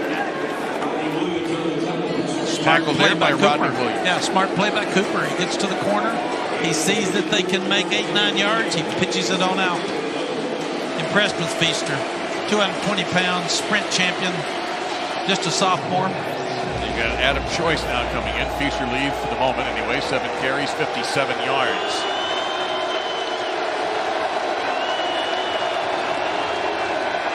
The choice, quick throw, came to the catch. He stood up immediately and ridden out of bounds, but it'll be a first down for the Tigers.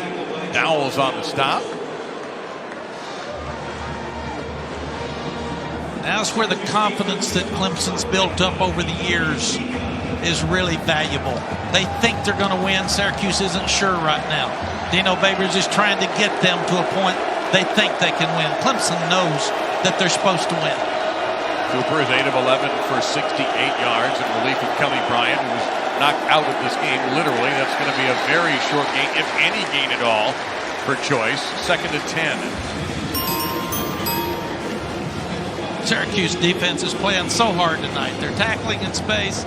They've given up a couple of big plays, but they are playing their hardest.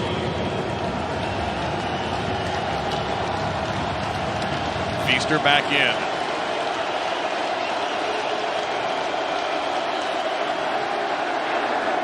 Tunnel screen. Renfro taken off. Renfro's got some speed, and he will get into CUSE territory at the 45-yard line, tackled by Frederick. Caught the screen, planted his foot like a veteran, turned north and south, and turns it into a first down on 2nd down and 10. He has 5 catches for 65 yards. Guy won a national championship. He's not going back down in this game.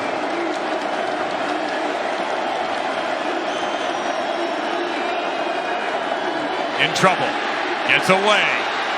Has some... Oh, no! Tripped up. What a play by Slayton! It looked like Cooper had some room to at least get back to the line of scrimmage, and Slayton dumps him for a 4-yard loss. Folks, Slayton is 6'4", 315 pounds after playing all night. What quickness and speed this guy has. He is the best defensive lineman on the Syracuse football team.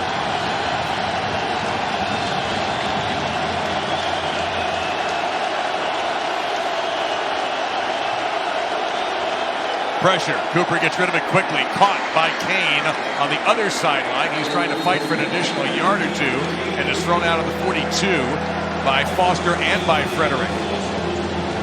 They're going to need 7 here on 3rd down. And if you're Clemson at this point with 6:42 left, this is 2-down territory.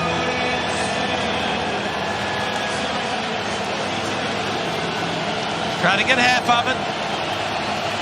Then you can go for 4th down if you need it.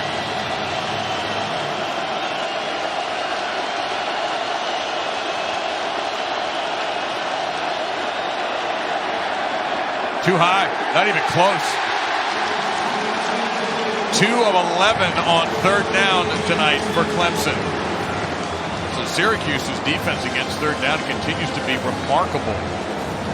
Yeah, because of the play call and the incomplete pass, you're not going to go for 4th down and 6. You're going to try to punt them down and hold them because you've got too far to go. It's also not a very good fake area. So I think you punt this one down inside the 10 and depend on your defense to get the ball back. Well, it's one of the best in the country. Syracuse runs their defense off, finally puts their punt team out there. And Spires going to throw it down deep. And it's incomplete. They did go for the fake and it failed. They sent Tanner Muse down, the safety, and it didn't work. And Dabo Sweeney is unloading on his punter right now. They're watching the replay on the big board. It's not going to turn out any better when you look up there either. No. That's a tough one. Great play for Syracuse. Takes momentum back.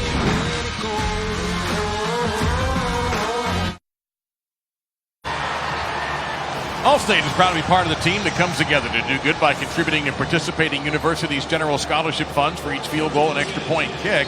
To date, Allstate has contributed millions in scholarship funds. Syracuse takes over after the failed fake at the 41-yard line, their own. And they'll go up the gut and pick up 6 solid yards from Dontae Strickland. Yeah, Clemson's defense has been out there a long time. The last time Syracuse had the ball, 16 plays, 68 yards on their drive. 6 minutes and 4 seconds, 30-yard field goal. We only have 5 minutes and 51 seconds left, and Syracuse is going to slow it down and allow that clock to run. But they've still got to try to win the game. They can't get conservative here. That's not who they are. This will be their 73rd play. They normally like to get as close to 100 as is possible. Stay on the ground, Strickland against that tough defensive line is going to be stopped 2 yards short. There's a gigantic 3rd and 2 call. Dexter Lawrence in there, preseason All-American, along with his running buddy, Christian Wilkins. They go quickly this time, and it should be a first down, and is. So they use the tempo to their advantage that time. After all that slowness, all of a sudden they go very quickly and get the first down. Coming up following our game, Washington State and Cal. That game will be played, and then we are going to have on ESPN3 and on the ESPN app coverage of coaches' press conferences, both of them, and who knows what else. 4:50 left. Coaches have a 4-minute offense. That's when you're at the end of the ball game. Use the clock. Try to keep the ball and not have a kick to finish this game. Dungey will keep it this time, and a late pitch to the 45 and to the 44, and he stayed in bounds. Ervin Phillips did the one smart thing there. He did not get out of bounds. We'll do something smart, too, and talk to Etinne. Always, Dave, we aim to please. And coming up next, the second game of our doubleheader. Wazoo taking on Cal. 25 minutes from now, number 8 team in the country. We'll see what Luke Falk can dial up against that Bears defense. It's coming up. You got a great game there, though, Dave. Yeah, we do, brother. Thank you so much. And now Syracuse going back to being slow again here on second down. They've run the ball 4 straight times on this drive, and no need really to do anything else but until Clemson can stop them. Dungey looks like he wanted to pitch back. Now he's in trouble, and now he is down. Sacked again. Once again, it's 99. And also 42, Christian Wilkins. Cleveland Farrell has been spectacular for the Tigers defense tonight. It's 3rd and 11. That was a mistake by Eric Dungey. As good as he's played tonight, that can be a forward pass. It's the shovel play up underneath. He wasn't there. Throw it into the ground and then go back and play second down and 6. You saw on the replay that Christian Wilkins got in that passing lane in front of Strickland. Play clock at 10. Huge 3rd down. Clemson's got to get off the field. And you don't want to give Syracuse, they're going to let the clock run down, call timeout. Don't let Syracuse get close enough to go for a 4th and 2 or 3. Each team down to the wire with 3:08 to go. Clemson and Syracuse 2 timeouts each. Our scoring time sees a 3:08 to go. Syracuse leads the number 2 team in the nation, 27-24, facing 3rd down and 11. Clemson usually defeats unranked teams. They did not defeat Pitt at home last year, but ultimately it did not cost them in the playoffs. Dontae Strickland is the tailback. Dungey under pressure. The throw caught, sticks, first down. Steve Ishmael.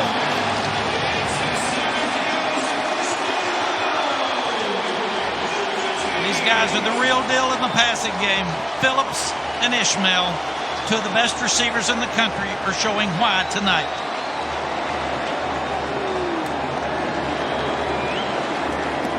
And that's a pressure throw by Dungey and really good protection. Now you let the clock run. Game still not near over. Clemson has 2 timeouts. They have to make a stop here. When do you start using the timeout for Clemson? I always used them under 2 minutes. I wanted to save them till right at the end. They've got to stop the run. They're going to win this game. They've got to step up and stop the run, strip a ball. They have to be aggressive right now. I'm afraid the defense is worn out. And Clemson uses one of those timeouts. And that's because they're not stopping the run. You wouldn't normally use it this early, but you cannot allow 5 yards on first down in the running game and letting Syracuse get ahead of the chains. While we have this timeout, let's take a look at our weekend menu served to you by Zaxby's on ABC tomorrow. The Canes try to remain undefeated as they take on Georgia Tech. That'll be a tough game in South Florida. Arkansas, Alabama on ESPN at 7:15 Eastern and at 8 o'clock at ABC. USC against Utah, Pac-12 matchup. Here tonight on your opening act of the Friday doubleheader, we've got Washington State Cal following us, and we're sitting on the possibility of an unbeaten team being knocked from those ranks. Clemson has never led in this game. They trail now by 3. Mac, let's review that play that got them the first down and put them in great position to win here if they get on the first down. Well, it shows you the trust that Coach Babers has in his quarterback. He fakes the run, which controls the rush. He's got one-on-one with an older guy and a young receiver. First down. Stop the run on this play. Strickland had come into the game with 298 touches and no fumbles, and he fumbled tonight and was returned for a touchdown by Tanner Muse. So Clemson's offense has only managed 17 points. They've had 2 missed field goals as well. And for Clemson to win, they have to get a stop or a turnover and at least force a kick, because then they have a chance to take it the length of the field and score, because they'd be down by 6. 13 to snap it. Strickland with 78 yards on the ground. They're going to snap it with 3 seconds left and try to use all of the clock. Mo Neal is now the tailback, number 21. They need 3 for the first down. We have whistles. We have a flag. We have delay of game. Offense. 5-yard penalty, 3rd down. You cannot have delay of game. You just can't do it. It costs you your field position when you run the ball. The clock stops. That's an awful mistake by an older quarterback. It's like a timeout. It just gave Clemson a timeout and also moves you 5 yards back, so now you're 3rd down and 8. Changes your play selection. 219 yards and penalties, 23 flags accepted tonight in this game combined. Clemson has to get a stop here and make them kick it a field goal.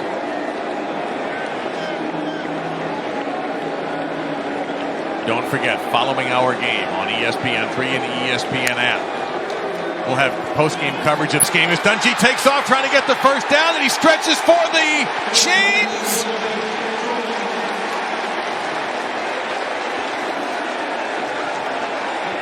It is close.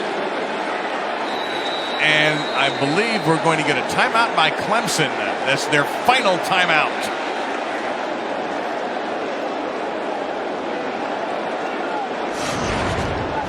Great call by Dino Babers again. They call a first down. It is a first down.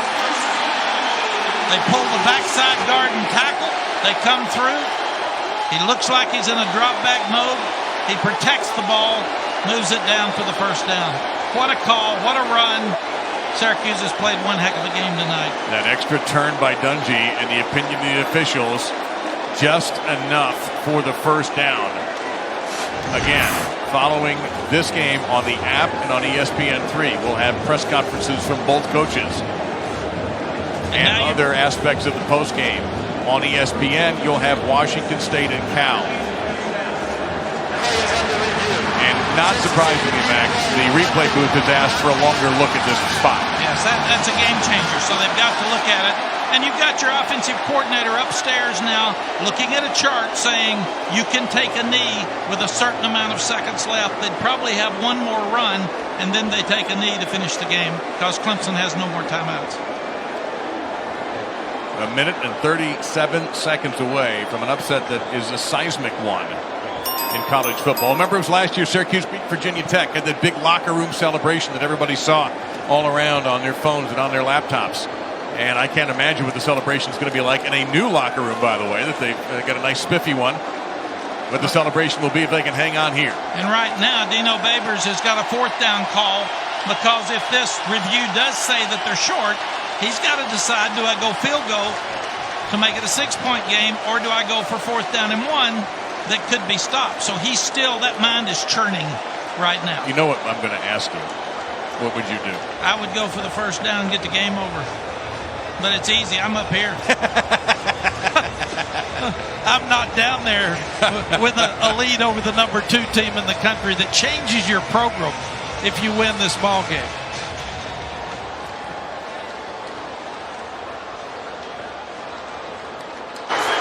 After review, the ruling on the field stands as called at the first down.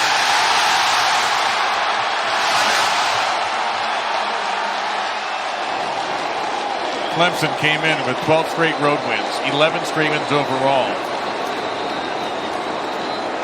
And there is that last timeout that they're going to take.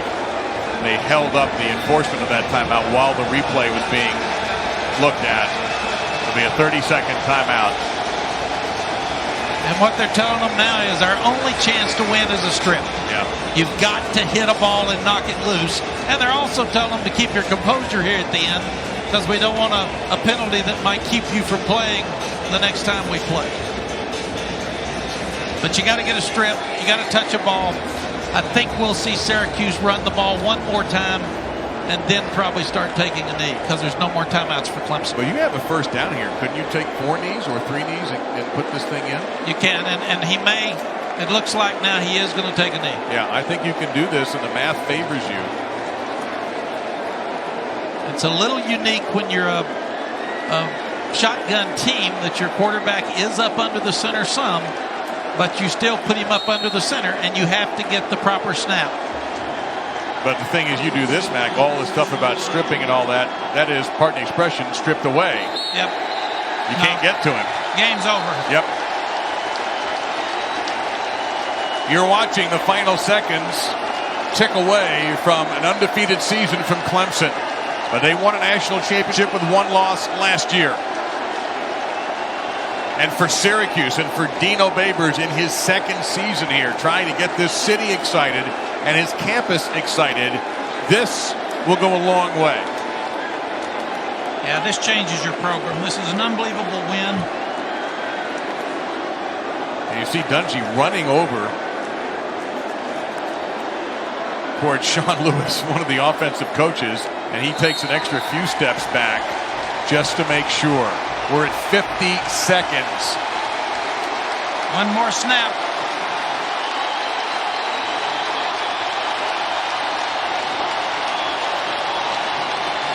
It'll be a little crazy in that dressing room.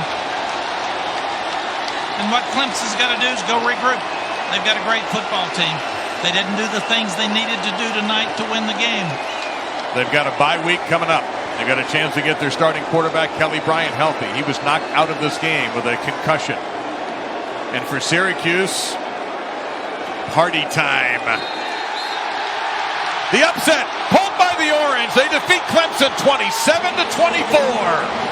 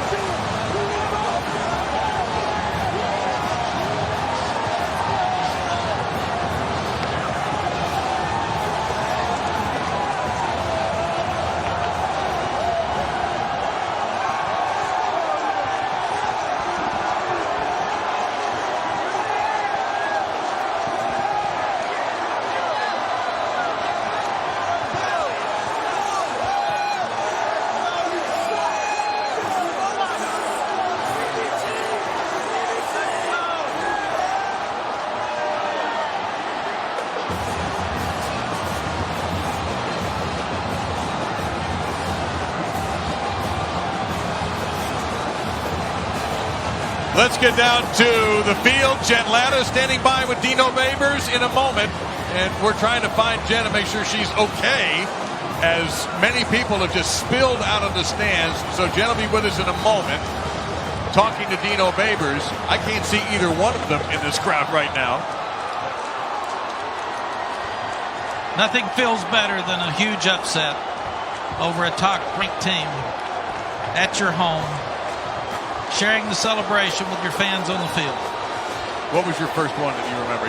When you were in North Carolina, you might have had an upset, right? What was the first big one? Remember, we beat a really good Georgia Tech team, and the students tore the goalpost down. In fact, I got in trouble. I said, I enjoyed that so much, I want to see it again. I got a call from the chancellor that said, let's don't be encouraging students to tear down goalposts. And on the other end of it, of course, it'll be a long trip back to South Carolina, but a chance to rebuild physically and mentally for this team. They'll have 15 days before they take the field against Georgia Tech. Yeah, Dabo Swinney's one of the most positive guys I've ever seen. He'll pick them up in the dressing room tonight and say, we've got to get better, we've got to do things better, but let's go back to work. And they lost to Pittsburgh last year and won a national championship. So we can't say that they're out of the race for sure. That is absolutely the case. Dino Babers, this bunch may never make it to the dressing room. Well, I don't think the fans are going to let he or Eric Dungey make it. And they won't care. No, I think they're going to be perfectly okay with whatever time they finally make it back to their lockers. And really, you know what? For Dino Babers, here's a great chance to connect with your fans literally and figuratively.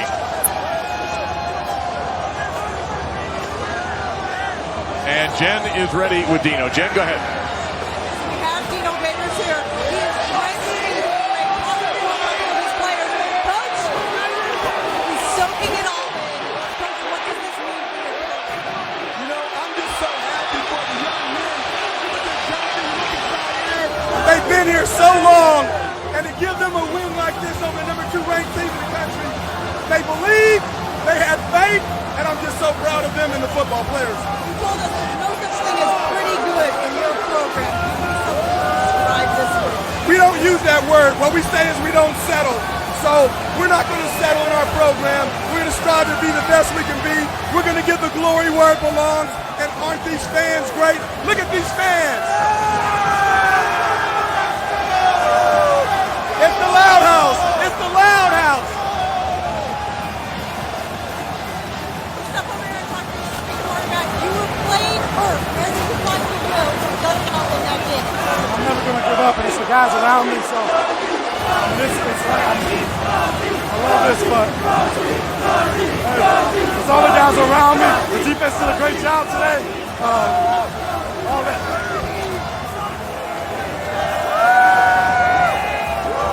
I can't hear you. What does it mean for your program to win this game against the number 2 team in the country? I mean, it's big, but at the end of the day, everyone here, the only people that believed in us were our team.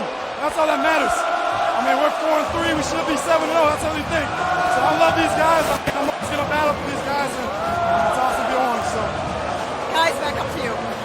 Jen, thank you very much. Stay safe down there. It's pretty crazy, but an incredible win for Syracuse to defeat Clemson, the number 2 team in the nation, 27-24. Clemson never had a lead in this game. You got a choice here. If you want to watch a little more football, we don't blame you. Washington State and Cal is going to be a great one on ESPN. If you'd like to stay and work around this reaction with us, ESPN3 and ESPN app, we will have post-game reaction, Clemson and Syracuse locker rooms and coaches. The final score for the final time, Syracuse over Clemson, 27-24. Coming up next on ESPN, Washington State and California. For Mac and Jen, Dave Lamont and our crew saying so long from Syracuse. You're watching Dos Equis